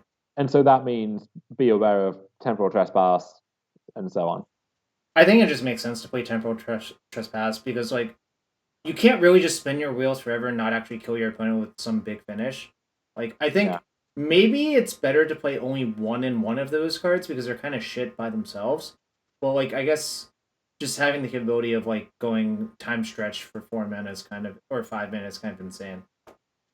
The other thing too is I don't know if copying Daniel's list necessarily means copying Daniel's plan for the matchup because I was firstly, about I to don't know. say, have you ever talked to Daniel and realized how galaxy brain he is, Yes. or how But incomprehensible his plans are? Like, yes. because So that happens to me all the time. And I'm just like, what the hell is going on? So first of all, I don't know if Daniel has put out any like public stuff on this. I don't, and he doesn't really stream much, or I don't know if there's some like paywall thing on his and Stefan's Patreon or whatever. But I know that Daniel, for example, is a fan of like sideboarding out Thing in the Ice against these combo decks, which seems kind of ludicrous to me. But if you are just putting your faith in Daniel for whatever that's worth, then Mhm. like can I afford to just cut these portable holes in game three, or am I going to do that and feel embarrassed when they play a turn two thing in the ice? Like you start to wonder about these things. It is a head scratcher. Oh yeah, I would also have enough because like I don't. Well, also your hand basically does nothing for stat and R set. So I think if you had like a single Ren value or a single Fry, it actually changes a lot because you look at like 12 plus cards per game or something like that. Exactly. Yeah. Pretty Okay. And good then game hand. three, it's Yeah. like okay. Again, exact same issue as before. Breeding pool plus blue green pathway. I mean, I'm Yeah, not mowing this hand, and also you get to play. Oh wait, no, this has the issue. God damn it, they share both colors. I see. yeah. That's the other Yeah, thing too. You need them to not overlap for the sake of yeah. ascendancy. So all I want at this point basically is to just find lands. Almost Um, any land in the deck does it. Besides, well, that's actually a good draw if you're not going to. And yeah, you yeah, definitely I play don't the hate that pathway on. either. You definitely play the pathway on Boo now, because that means you can iteration plus leave of dispute, which is kind of a big deal.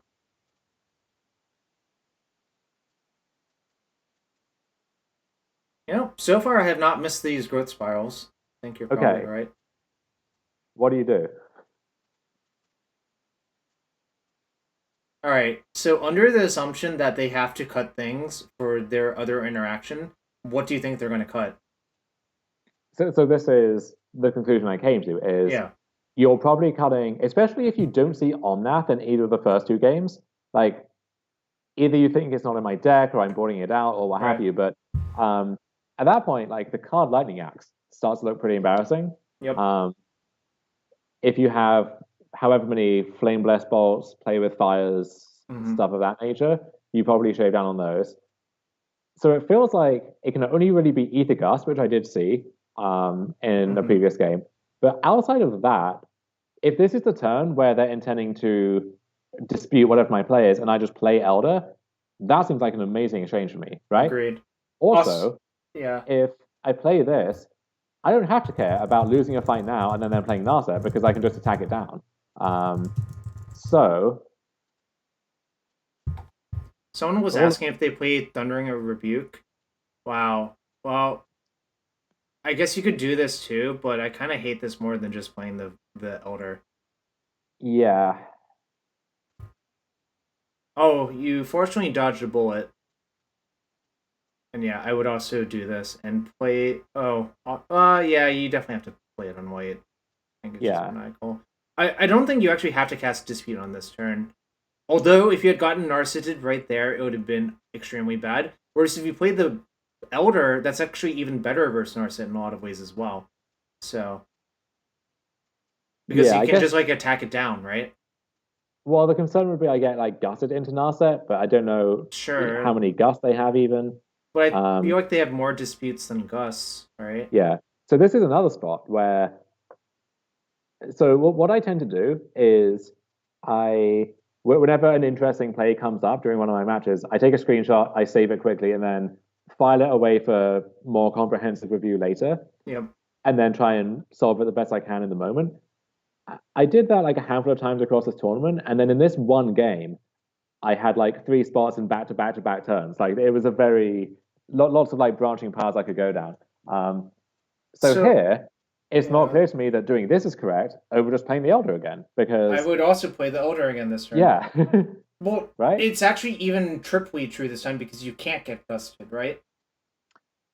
Yeah. So I think my thought process here was I can definitely win the fight over this ascendancy. Sure. Once this is in play, the threat of going off with Awakening, like I can just do this and not have to care about anything. And then just parking this on the board means I have so much more freedom to dictate the rest of the game. I do have to be a little worried about Stone Dismissal, but that's a card that bounces either Ascendancy or Elder anyway. And let's say I play a 3-drop, I pass, they dismissal end of turn. I don't think I'm disputing, but maybe I meant to. Like it's kind of tough to say. So what I settle on, I think, is I play Ascendancy. If they dispute, now I kind of have a decision again, where if I fight and they play Narset, maybe it's awkward for me, but maybe not. So I fight back, thinking, please don't Narset me. The iteration, which you love to see. I mean, I guess the question is, are we jamming? Now we get to yet another spot. Okay, so now we find ourselves in a situation where if they have nothing, I'm off to the races. But if they have Stone Dismissal or Ether Gust and I go for Awakening, then my Ascendancy gets bounced to some zone or another. I burn through my Awakening, and then what, right? So this is another reason why I think it was better to play Elder last turn, because suppose that they were saving it for the combo turn. It's actually pretty easy to replay your thing mid-combo with the Elder because it produces so much mana. Yeah. So what I think instead is, okay, well now, I can lead on the second Ascendancy. I do love to see some Ascendancy. I can see what happens, and if they fight over that, I'm just going to let this go, and that's fine. Yeah. Then I get to play my land and play the Elder. So then, that kind of snookers them, where if they can't deal with the Elder, and it's a 4/4, so even if they have some random play with fire or something, it's going to live. If they don't deal with the Elder, well, I just untap and probably have massive overkill. Yep. If they deal with the Elder, I have 2 Ascendancies and an Awakening in reserve, and even if the Awakening doesn't resolve, maybe 2 Ascendancies with the Caryatid, I can make something happen. So it feels like I kind of have all my bases covered. So I lead on. Yeah, you can see me think about this, fumble with my mana.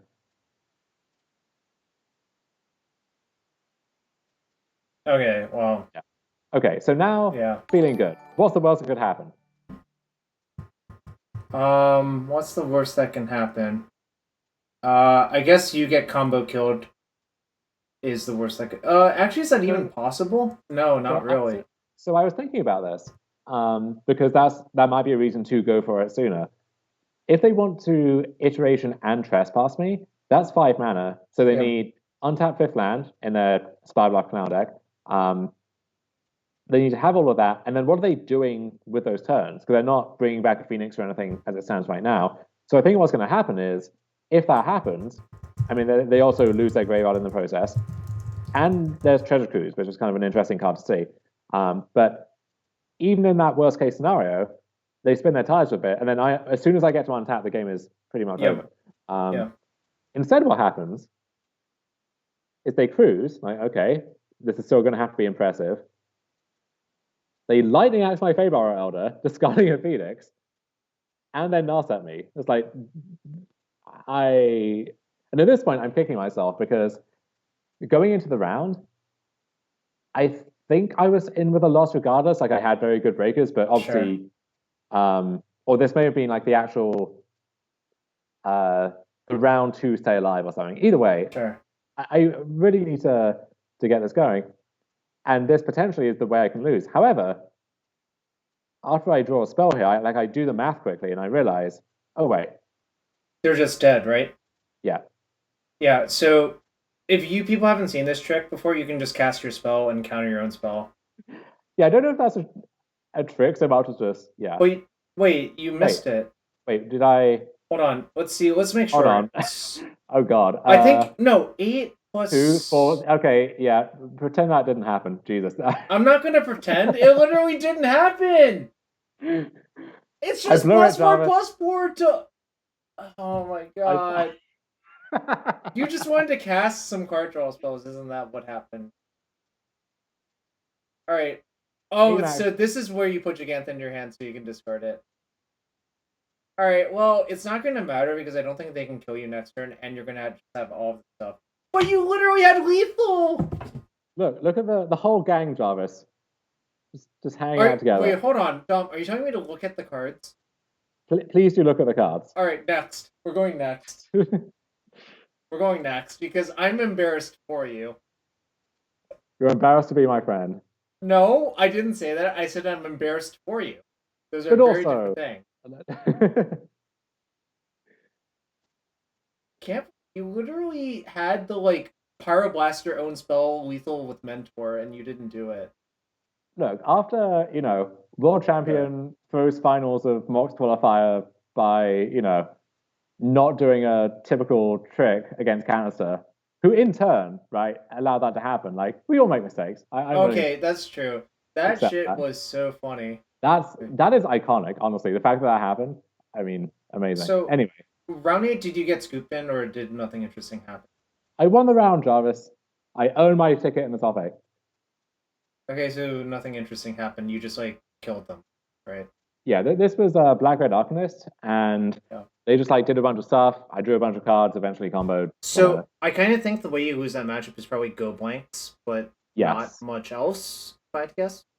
I think maybe I got go blank twice in one of those games and still pulled it out. It is really tough that Rakdos can't really deal with enchantments. I guess they have Feed the Spawn, but it's... but no one plays that card, so it's whatever. Yeah. So, we get to the top 8. Pretty easy win against Chonky Red again in the quarterfinals. And so, 2 more. Oh, and we got the rematch. How many Ascendancy decks were even in this event? There were... I'd have to check Stefan's data, actually. There were a decent number. I think it was maybe the second most played deck. And it did pretty well, or right? Third. 58% win rate. Let me see how many people played it. There were 152 people in this PTQ. There were 17 Ascendancy decks. Yeah, that's a pretty good win rate for how represented. Phoenix was slightly below 50% for what it's worth. But it was 49.4%, Can we have a thud or a double-sided? Don't think you want to play that card because it's just bad by itself. Kazul's Fury in Phoenix or in this deck? I think Thud's literally legal, right? Yeah, it would be. Yeah, and that's kind of better, except it's not a land, so I don't know. Okay, interesting thing here. I opt away a treasure cruise because it's going to be a while before I can cast that. The most likely way I can cast is if I'm going off already, at which point it's almost redundant, as weird as that sounds. And I just want to find Awakening.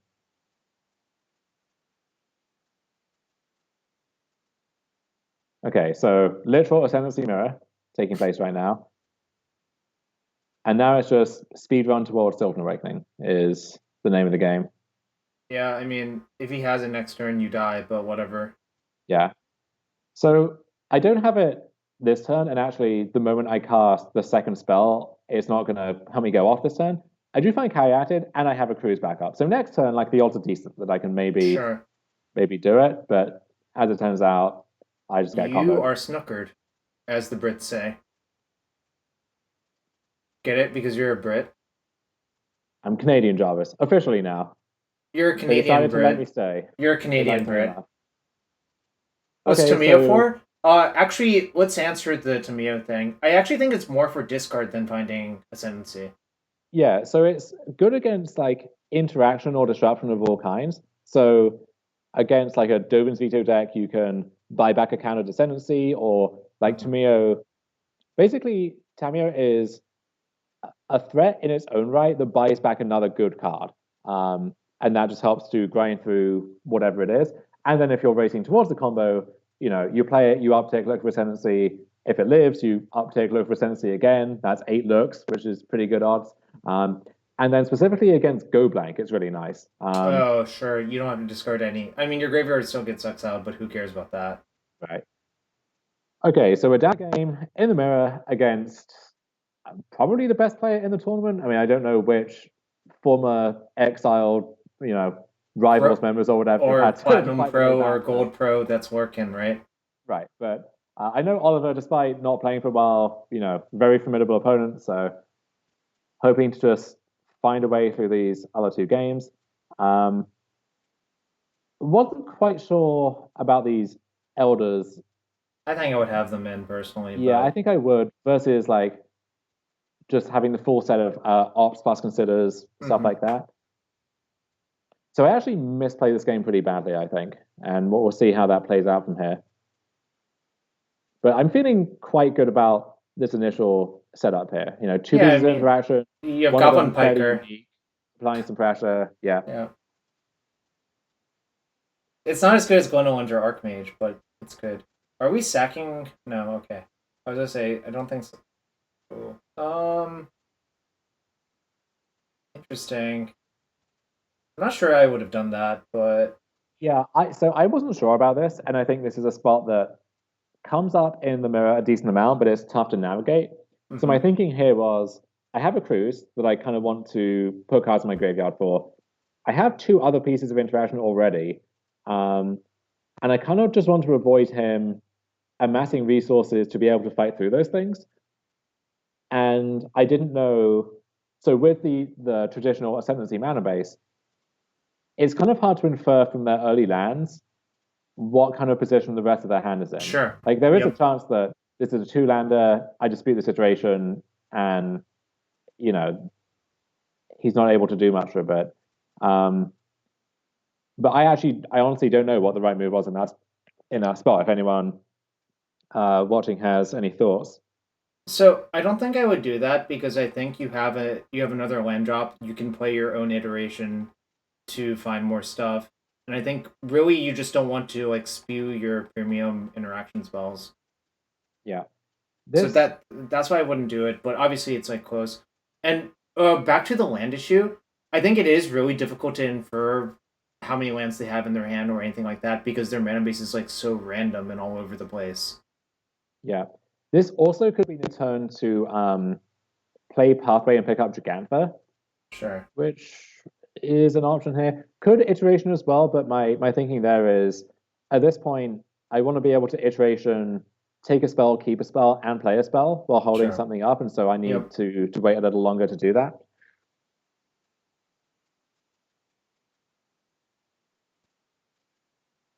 Okay, this is, I think, where it kind of goes off the rails a bit. Okay, so I mean, I guess the first question is, why did we use that one? Okay, so there is a case or a discussion here of, do you dispute or do you hermit? If you dispute and you get disputed back, I then have to eat the hermit, and now I just am completely out of interaction. Whereas this way, I can untap, and potentially the same dynamic comes up again next turn, but in the worst case scenario, I can just hold up dispute. What I should have done once I take this line, and this would be, I think, the primary reason to take it in the first place, is I do this, and I can know that Ascendancy is counted. And then what I think 100% should have done here is just buy back the Hermit on the flip side. Because agree. once I do that, it forces his hand of, if he has his own dispute, he kind of has to do it there, right? Yep. And if he doesn't have dispute, well, now my dispute is bulletproof. It can't get disputed back on his turn. Yep. So that would be the argument to do this. And then once that's established, I can untap, and like my iteration is safe, my cruise is safe, hopefully Ascendancy is safe.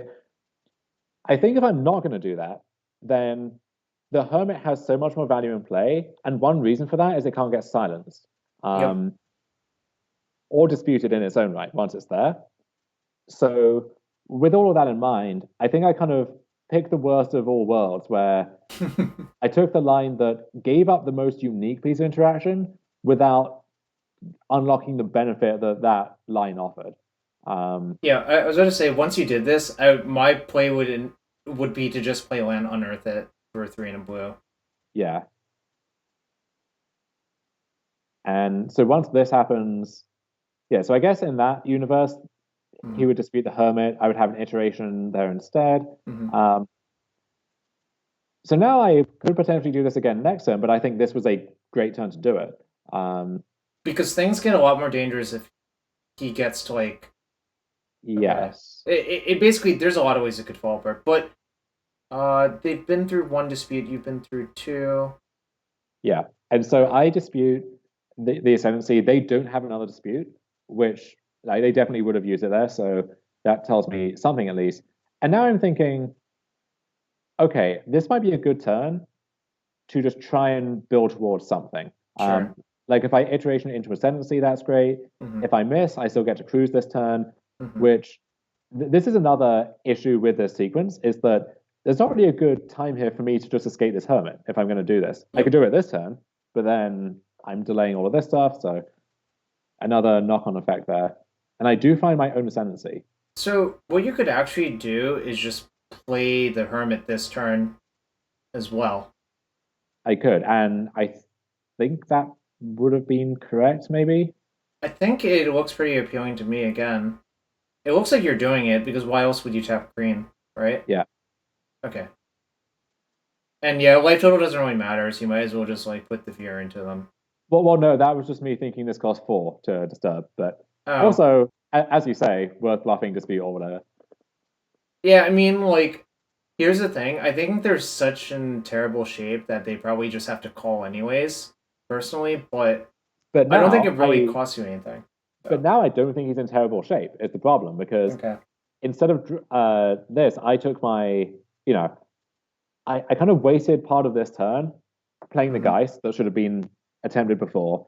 As a result, he kind of gets the first mover position on casting his own cruise, and now has 6 cards in hand, and that's kind of scary. So sure. And now the Caryatid means if there's another Ascendancy waiting in the wings, then it's easier to put something together. So now I'm thinking like maybe I just let this slip out of my hands. Well, nothing can be countered on your side, so you might as well just cast your spells now. Make something happen, right? Yeah. So, all right. It kind of looks like you're dead, actually, but I don't know. So this is potentially promising. Still a little weak in the face of silence, among other things, but... So yeah, they cast Spiral, they cast Ascendancy, and now You're sad. You're a sad boy. Okay, so... Okay, they passed... What does that mean? They didn't have another cantrip. I mean, they could have Dispute, they could have Sylvan Awakening. But here's the thing, I think you might be able to kill them through a silence, actually. You can't do that mechanically. So what happens is you cast Awakening, they silence in response. Oh, I see. Never mind. And then but let's see. You have 1, 2, 3. It's only 10 damage, right? Oh, no, it's 10. No, it's 12. Wait, no, it's just lethal, right? No, because my Oh no, your lands are tapped, right? and I can't cast a future spell to untap them again. It's Sure, the thing. because they're not creatures yet. Yeah, plus Coyoted can actually soak up because once they silence me, the Ascendancy untaps a Coyoted. So at this point, I'm thinking, okay, well, if I go for Awakening and they don't have silence, I win. If they do have silence, I can't really play around that in any better way, right? Sure. So I kind of have to go for it now. And then next turn, opt into Cruise or whatever can maybe get me towards another one. The other thing I could do is try and lead on an opt with the idea of if I think they have silence, maybe I do want to do that now so that like I get a card deeper. They're probably not going to silence in response to the opt. And then that maybe gets me closer to like a crucial dispute or something. Mm-hmm. And if I bin a card, so opt goes to the graveyard, Ascendancy loots through a card, that gets Treasure Cruise to cost 4. So I can actually opt, land, Awakening, Cruise, all in the same turn if the coast is in fact clear. So arguments for doing that. Arguments against are that once I Awakening, I can actually still opt, have all of my lands up on their turn, so they can't like short kill me with an Awakening. And the opt can maybe dig me towards a dispute or something. So I don't know. It's a kind of a weird position. So I think you're supposed to cast Awakening, and yeah, if they have silence, it sucks. But for the reason you listed, it's not actually that bad. It'll end up fine. Okay. You do in fact find the dispute. This is the other thing. So what I can do is in response to the silence, I can opt, I can dispute, and then if I find another 1-drop, in doing that, I then get to go off. So maybe and if I'm planning to opt regardless, like maybe I am meant to do it in response to the silence just to unlock that line. Sure. Wait, what happened to the silence? It just resolved. Oh, so you didn't even consider well, once I got to that position, I was thinking, or did I? I'm trying to figure out what happened with these triggers. Yeah, there was some reason why what happened there. So, did you draw the opt off? Wait, no. What happened? Oh, okay. So I think the issue was. So I have 3, 4, 5, 6, 7, 8 mana total, right? Right. I cast Awakening, they silence. I opt, I dispute, and I'm hard casting dispute, so that costs 3. Mm-hmm. So that's 7. And then I need to hit I would need to hit a 1-drop, but I'm out of cards at that point because I would need to have played my land. So I can't loot that away. And then so I would have to find another. I have the opt card, I guess, to I'm thinking there's a chance I have to like discard my cruise is the thing. And then even if I hit the 1-drop, then has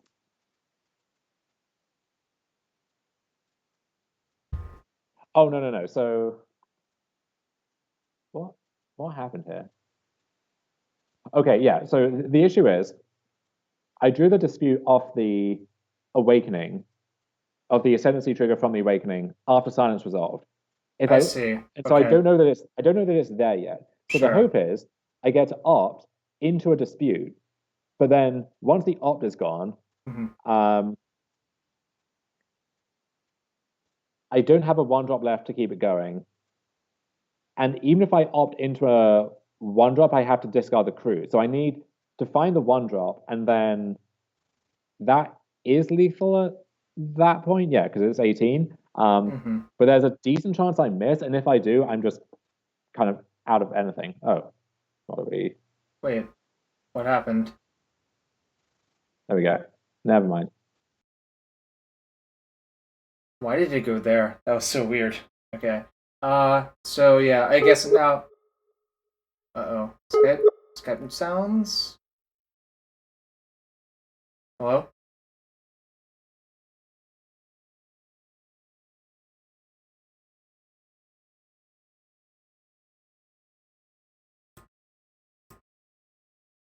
It's either MTGO or Skype. I'm not sure which it is. Oh, it was Skype. Alright. I'll be right back one sec while we try to get Dom back. Thanks for being here, everyone.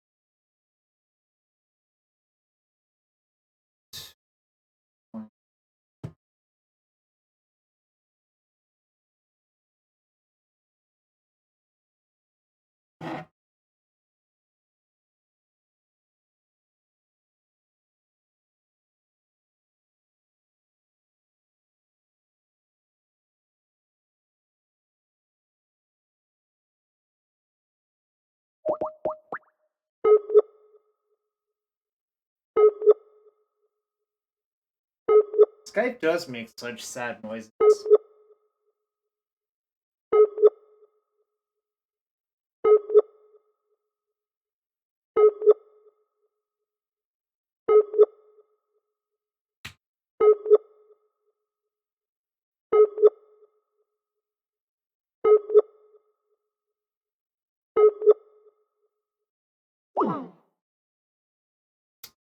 Alright. Says he's not online. Let's see what's the issue.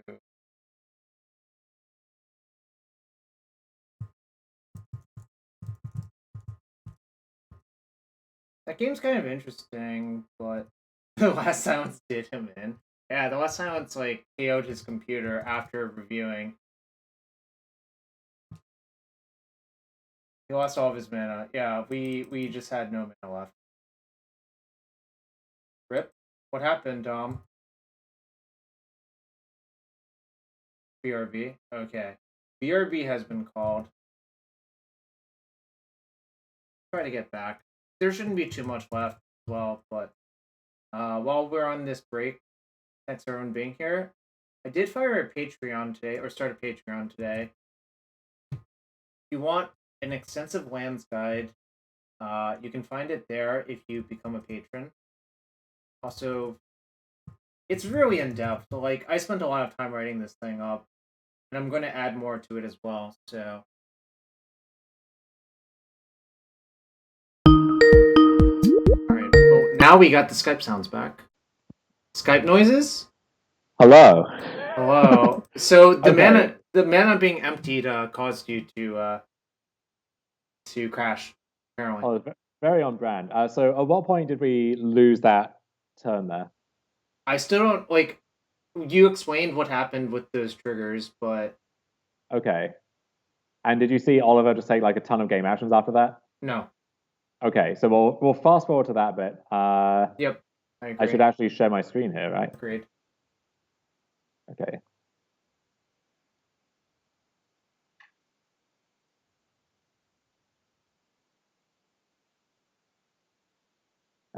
Stop. Stop. This needs to be high on the list for whoever's taking over Moto, if you ask me. My biased opinion is just making the replays function properly.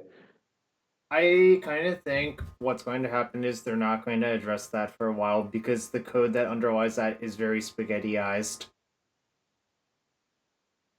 Like, it's kind of harder to make it happen. Alright, Okay. so, whoa. A lot of stuff happened, but you're not dead, right?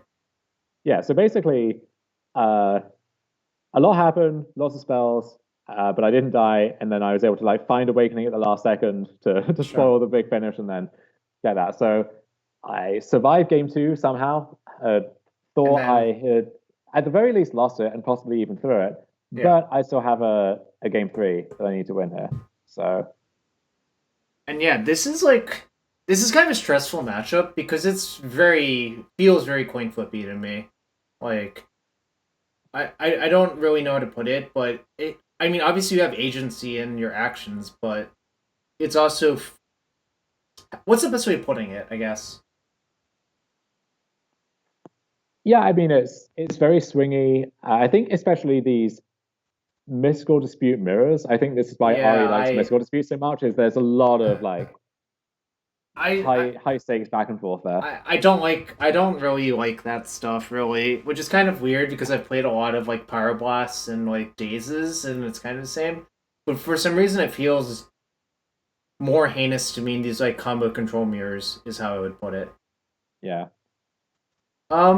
You played Pathway. Oh, I guess we just need to like develop our. Yeah, we have to just cast off here. Never mind. It makes perfect sense. Yeah, I mean, you could. The thing is, even if I play Coast on 1, I don't want to play this as a White Source on 2. So once I've committed to that, makes more sense to just I agree. do this instead. I thought about it some more, and it's clearly this is danger.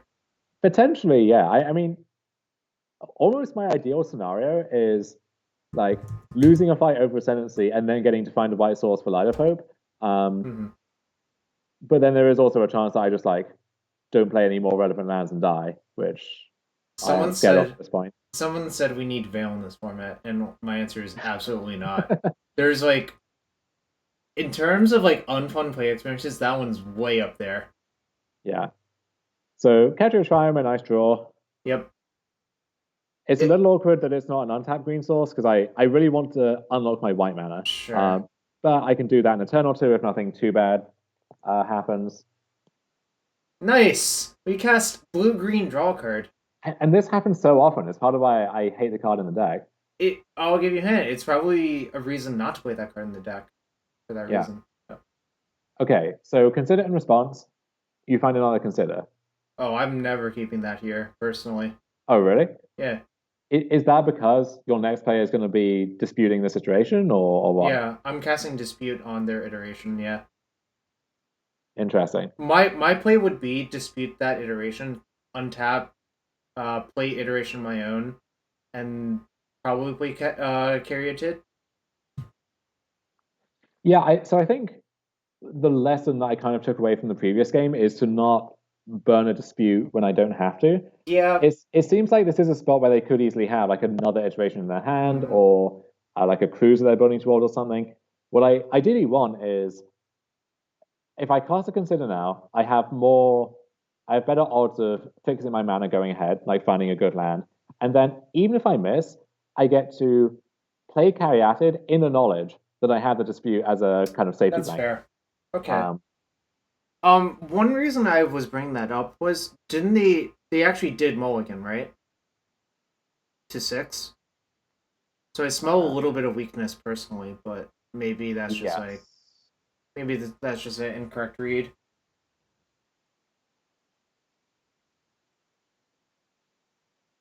Okay, looks like not doing it is probably going to pay off. Well, actually, is it? Well, this is kind of the disaster scenario for this dispute, right? Yeah, the dispute is its shelf life is expiring pretty quick. Well, I'm not keeping that one here. Yeah, I don't think you have time for that shit anymore. Yeah. So now, to me, this is a pivotal turn where I'm going to play Caryatid. I'm going to pass. Sure. If I get to untap, I'm feeling pretty good about where the game is going. Sure. But there is a chance that, like, what if they go mana source, ascendancy, pay for dispute, pay a 1-drop, and then I just, get buried from there.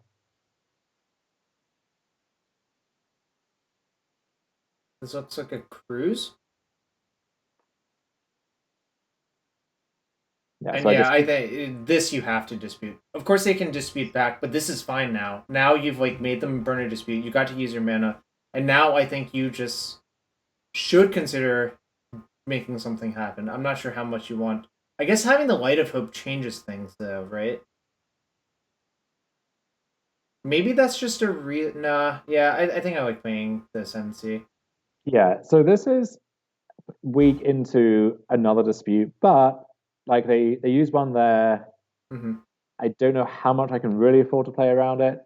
I mean, I could do the thing again, right? Of just put Hermit into play and then see what happens. But I think that's a lot less appealing when they have so much mana, personally. yeah. You only have And one this carry. option, yeah, this option But means I get to iteration, and then regardless of how many spells I cast this turn, eventually I will be able to hold up Light of Hope, which is sure. one of the main focuses here. Can we make forward progress? Like, can we actually kill them this turn? I don't think we can, right? No, we can't. So that's why you should pass. Yeah, I was about to say that. Like, what does like cycling more cantrips actually do for you? I think it just like results in you spinning your wheels, doing nothing. All right, so here's the big moment. I think you should cast your thing in response to this thing.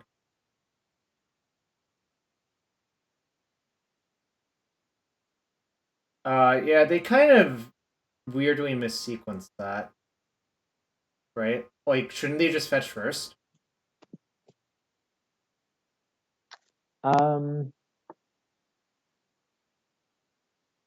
How do you mean?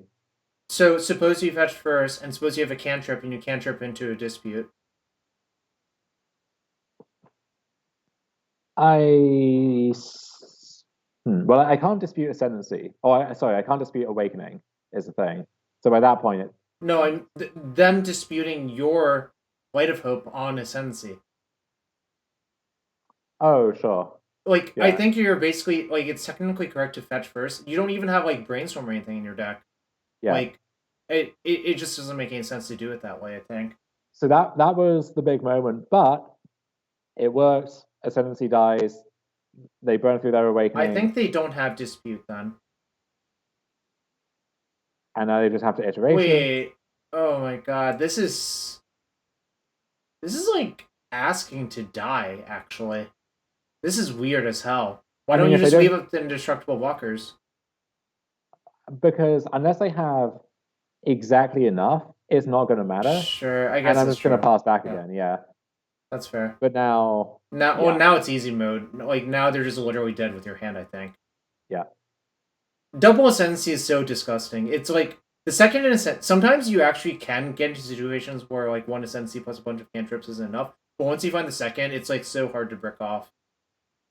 In my opinion. So on to the finals. I have a feeling your finals matchup is a lot easier than this one.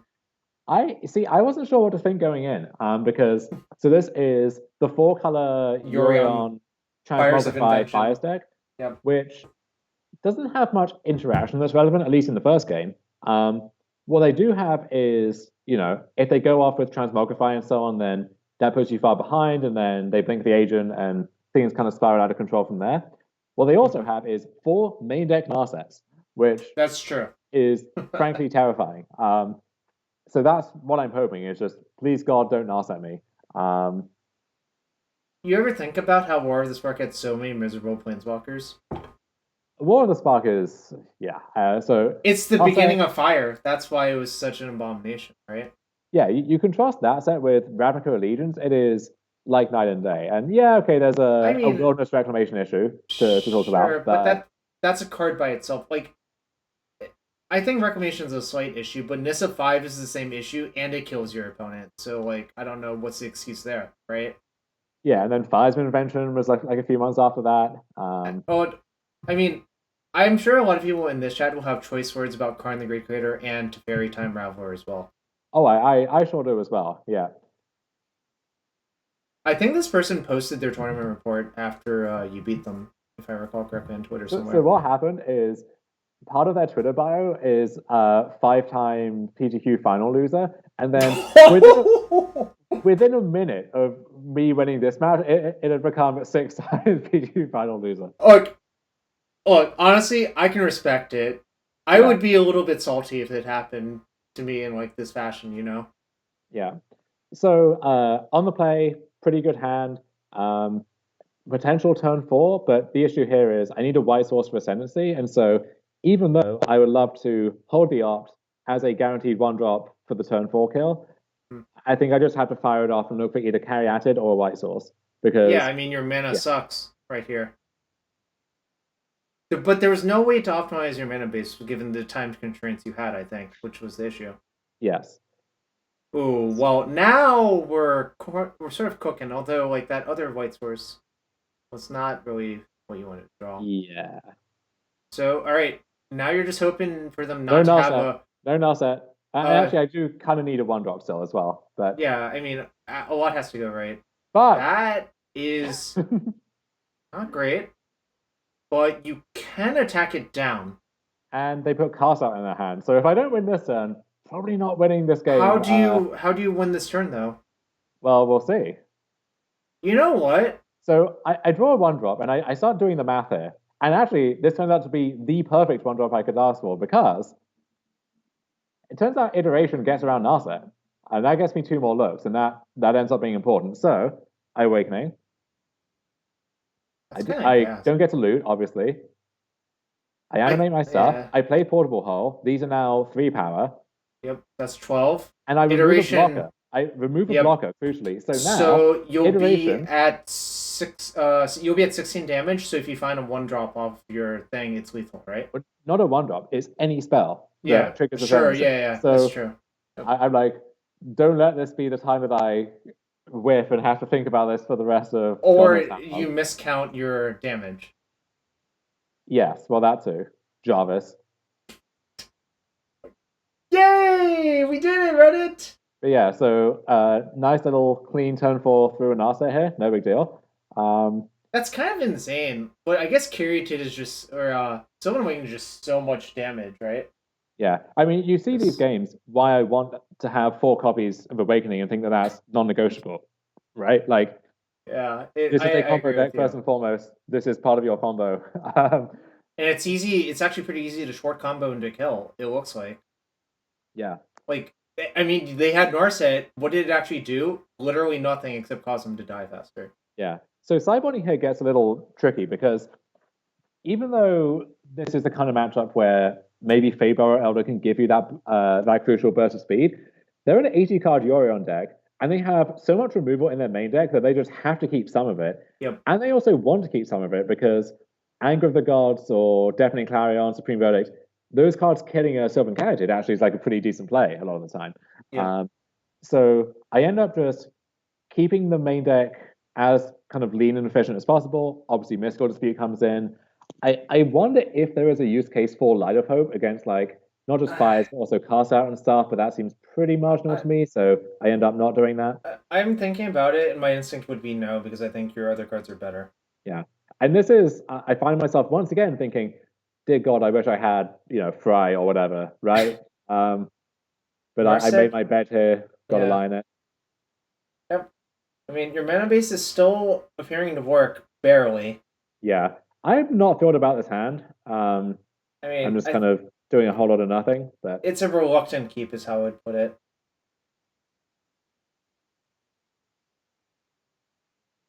Wow, they have a very colorful mana base.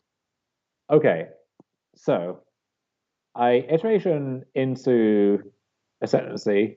Yep. And I discard the Cruise I'm not going to be able to cast in the near future. So this kind of gets interesting. They just put Yorion into their hand and pass a turn. So now, what do you do? Well, I would absolutely believe that they have Mystical Dispute. Yeah. So I would cast Tamio, Collector of Tales. That's the conclusion I came to as well. It's like pretty scripted. You're supposed to do this because like I think they have to dispute that, otherwise they don't really get anywhere. Because you can just pick up whatever you cast. Yeah, I mean I think it's made closer by the fact that it's an 80 card deck, and they don't have 4 disputes. They have like maybe 2 or 3. Sure. And I was able to check their latest list. And there's a split of that and Dovin's veto. So what I don't want to happen is I don't cast Ascendancy, I try it next turn, and it gets Dovin's vetoed. Sure. Now, the upside of this line is if my Tameo lives, I just get to pick the Ascendancy up again and try again on a future turn. So in that sense, it's okay. Also, if they have cast out, then I want this Tameo to get casted out above anything else. And if the Tameo lives somehow and they keep playing a reactive game, then I'm kind of keen to just use this to dig for a mystical dispute. And then yeah. Or you could just start picking up iterations and casting them. That's like a completely acceptable thing to do. Maybe. I mean, I have an iteration here and a cruise, so I think I'm like covered in that department. But okay, they cast Yorion. I'm thinking, all right, well, because they know I can't actually combo them from this spot. Sure. At this point, I feel like I have to just expose my Ascendancy. Yep, that's fine. Ideally, dig for a second one. Yep. I mean, you get a bunch of material, so like obviously. Oh, does it get Asian Treachery? Yeah. Oh, it does. Which is a possibility, but not one I can really play around. Like the only way to beat it is to fight through it and find another Ascendancy. Sure. And I don't have much time to do that. So this is interesting because my Ascendancy now in theory lets them buff this agent to kill the Caryatid. But if I don't block, then I'm taking at least 6. And then one spell, if this sequence repeats itself next turn, one spell is lethal and puts it to 14. So I kind of just have to block and force them to do stuff here. And yeah, I would also cast it. I mean, you just need a Ascendancy, otherwise you literally can't win. Yeah, okay. I draw Ascendancy, I cast it. I cast Sylvan Awakening. They have cast out? Yeah. That's a bummer. You can't really do very much. I guess you can... They trigger their own Ascendancy now, yeah. Yep. So I'm left with a bunch of stuff. So now the question becomes, what do I do so that I can cruise first? That makes sense. You should tap the Caryatid and block with one of your indestructible lands, I think.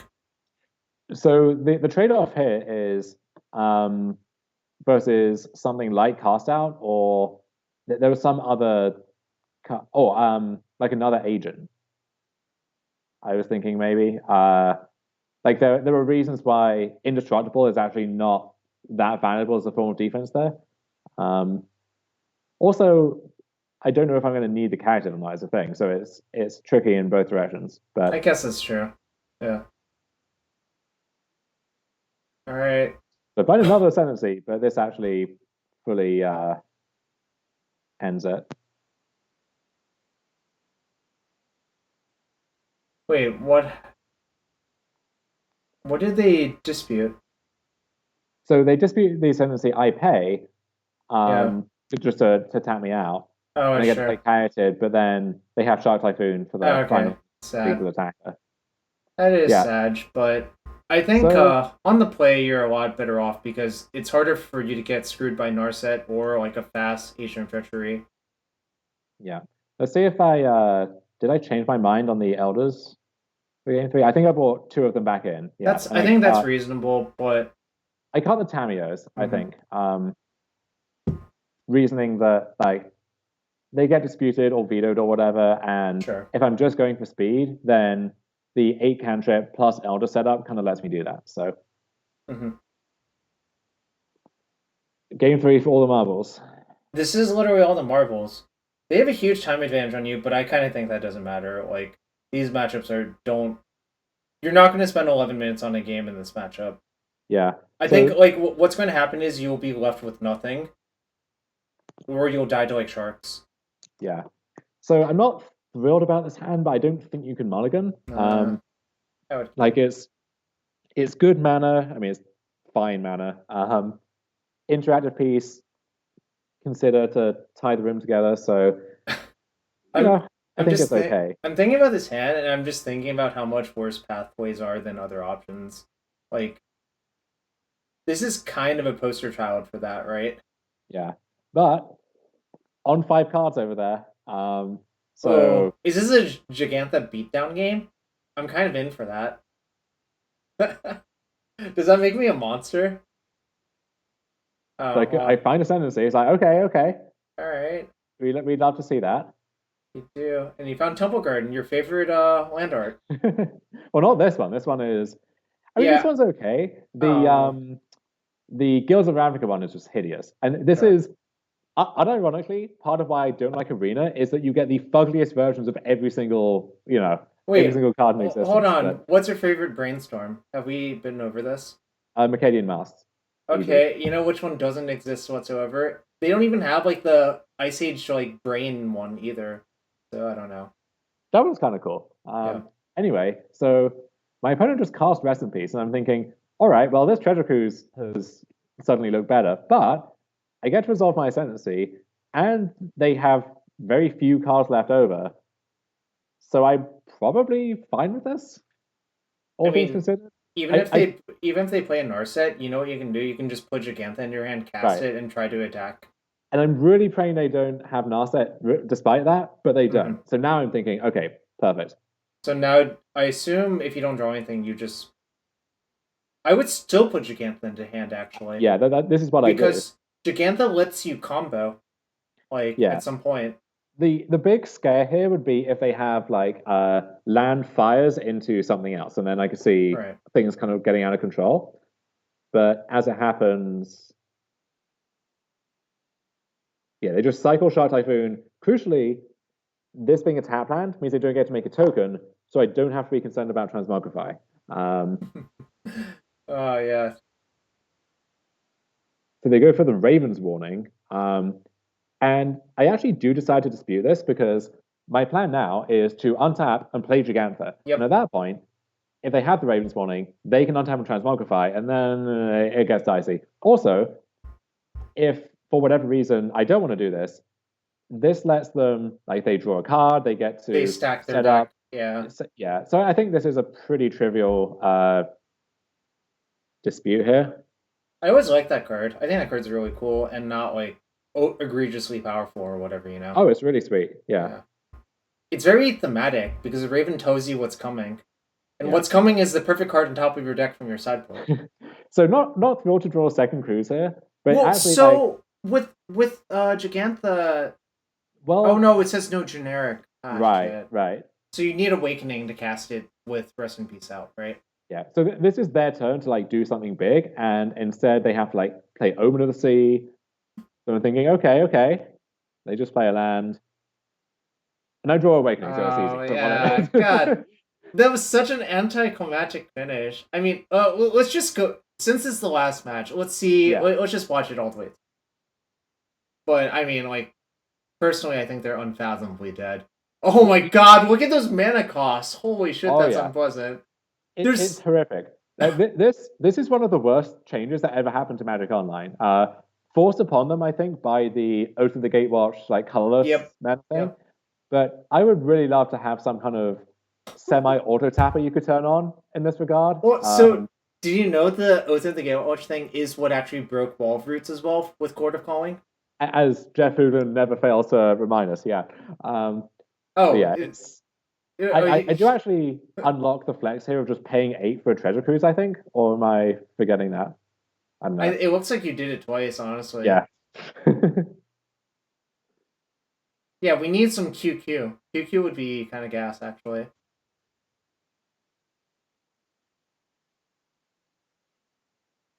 Capriccio wins! You love to see it. You really do. Alright. Well, so now you have all these winnings. You have a nice constructed rating and an embarrassing limited rating. As honestly, I'm gonna just burn you here a little bit. That's how I view you. I don't think you play enough draft or limited or whatever to be really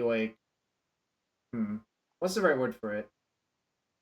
Are there even any good limited players anymore? Probably not, actually. Well, yeah, I mean, I don't aspire to be a good limited player or whatever. So that's what you want. Well, the thing is, in the past, I've often had the limited rating be higher than constructed, and that was padded by cube.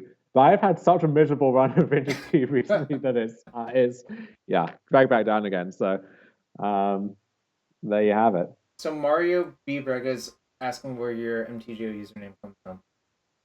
So it's from a piece by Camille Saint-Saëns, the classical composer, which is Introduction and Rondo Capriccioso, it was my favorite piece of music when I was in high school, and I made this account like first year of university. So I was casting around for a name and just settled on that. I believe this qualifies for Neon Dynasty set championship. Yes. Correct. Oh, and do you have 2 full sets of things? Well, I won the foil set, and I had this one from the challenge I won. But so I definitely want this because I won another Pioneer PTQ last year and got a foil Theros set and just didn't redeem it in time. And I really am kicking myself for that because I wish I'd been able to. But definitely we'll look into redeeming this one for sure. Yeah, probably. You see you have some real open all energy. Wealth. You're Uncle Moneybags, but you might need it to buy ramen soon or something.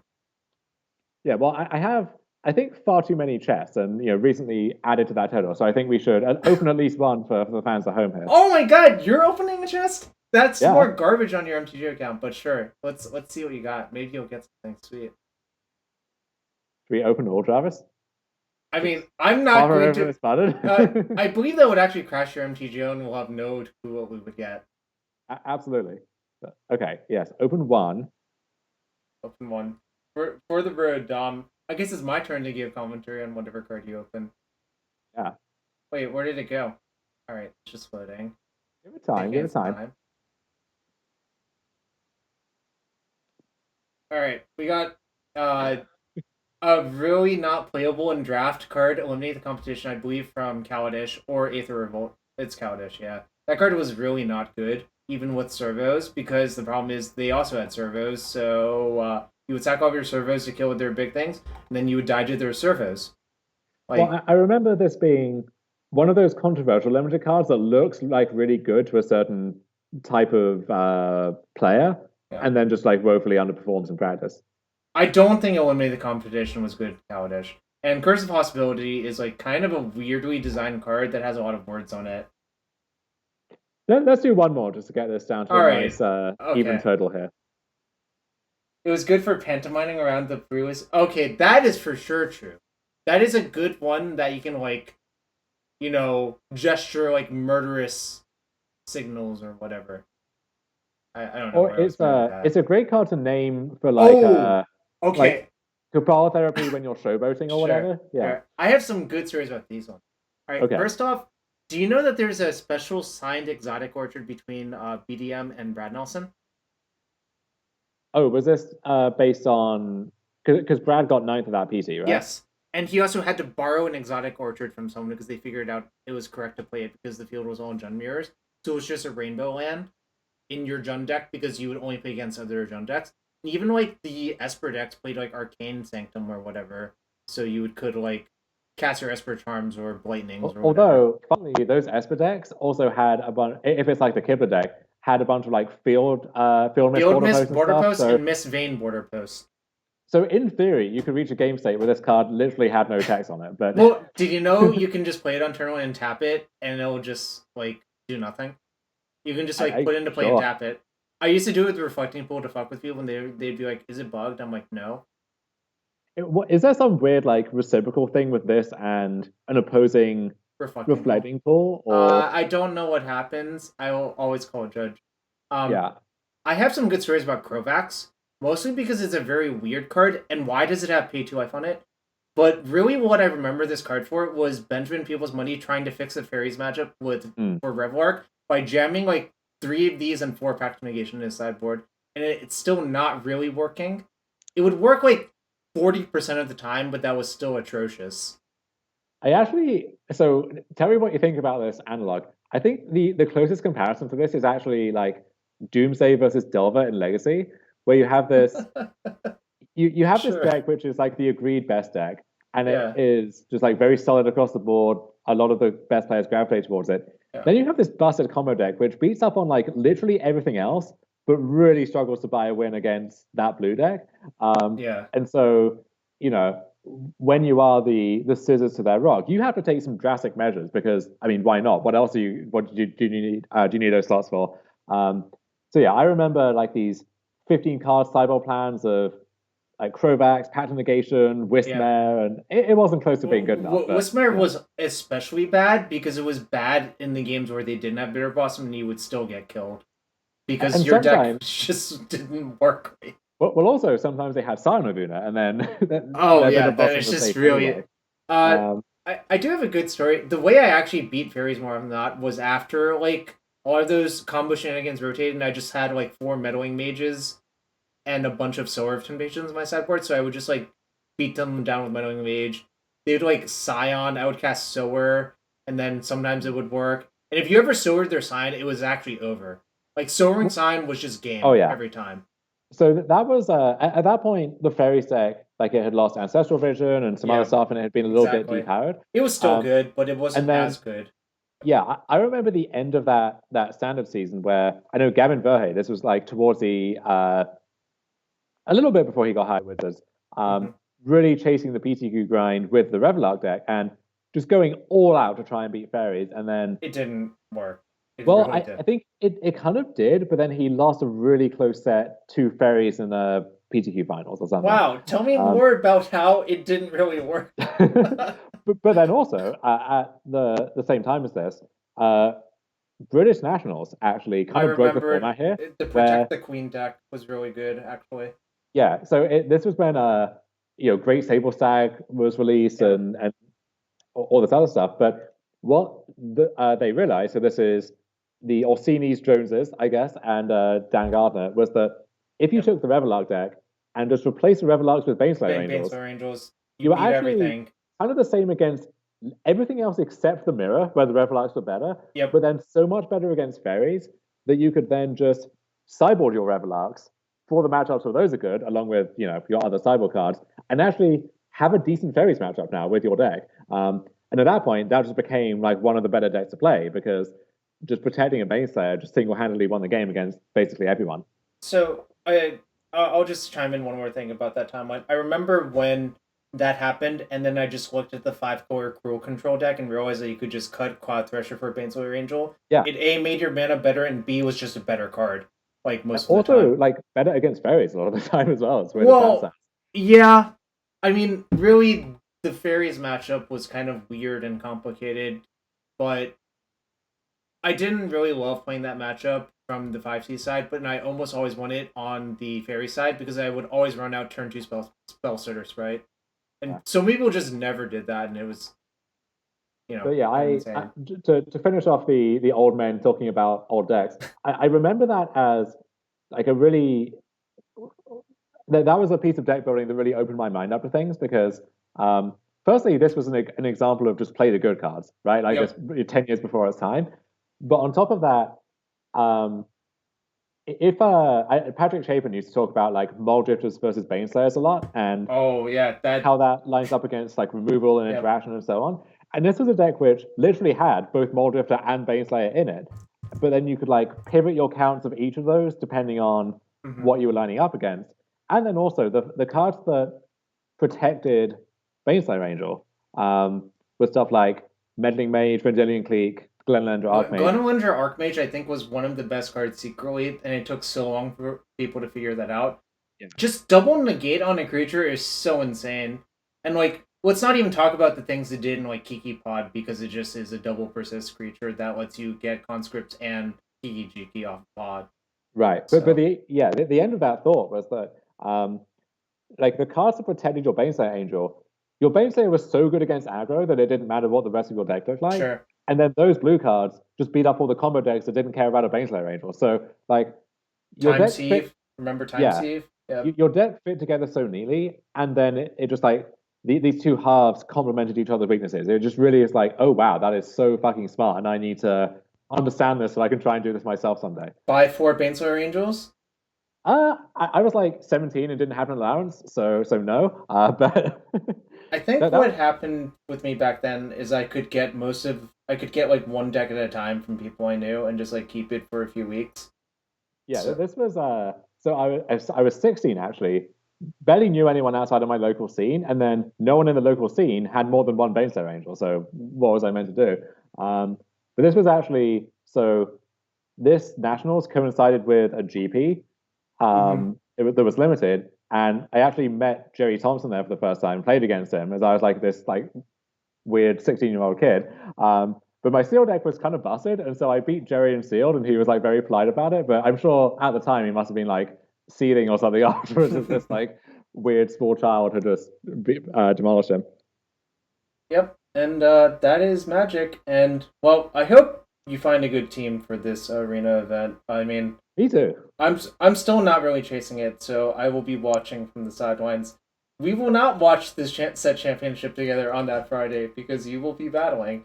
I'll I just find mean, someone else. I'll be battling for a few rounds. I might be able to tag in towards the end of the day, depending on how things. Yo! We will not allow talk like that here right now because that's just asking for self destruction.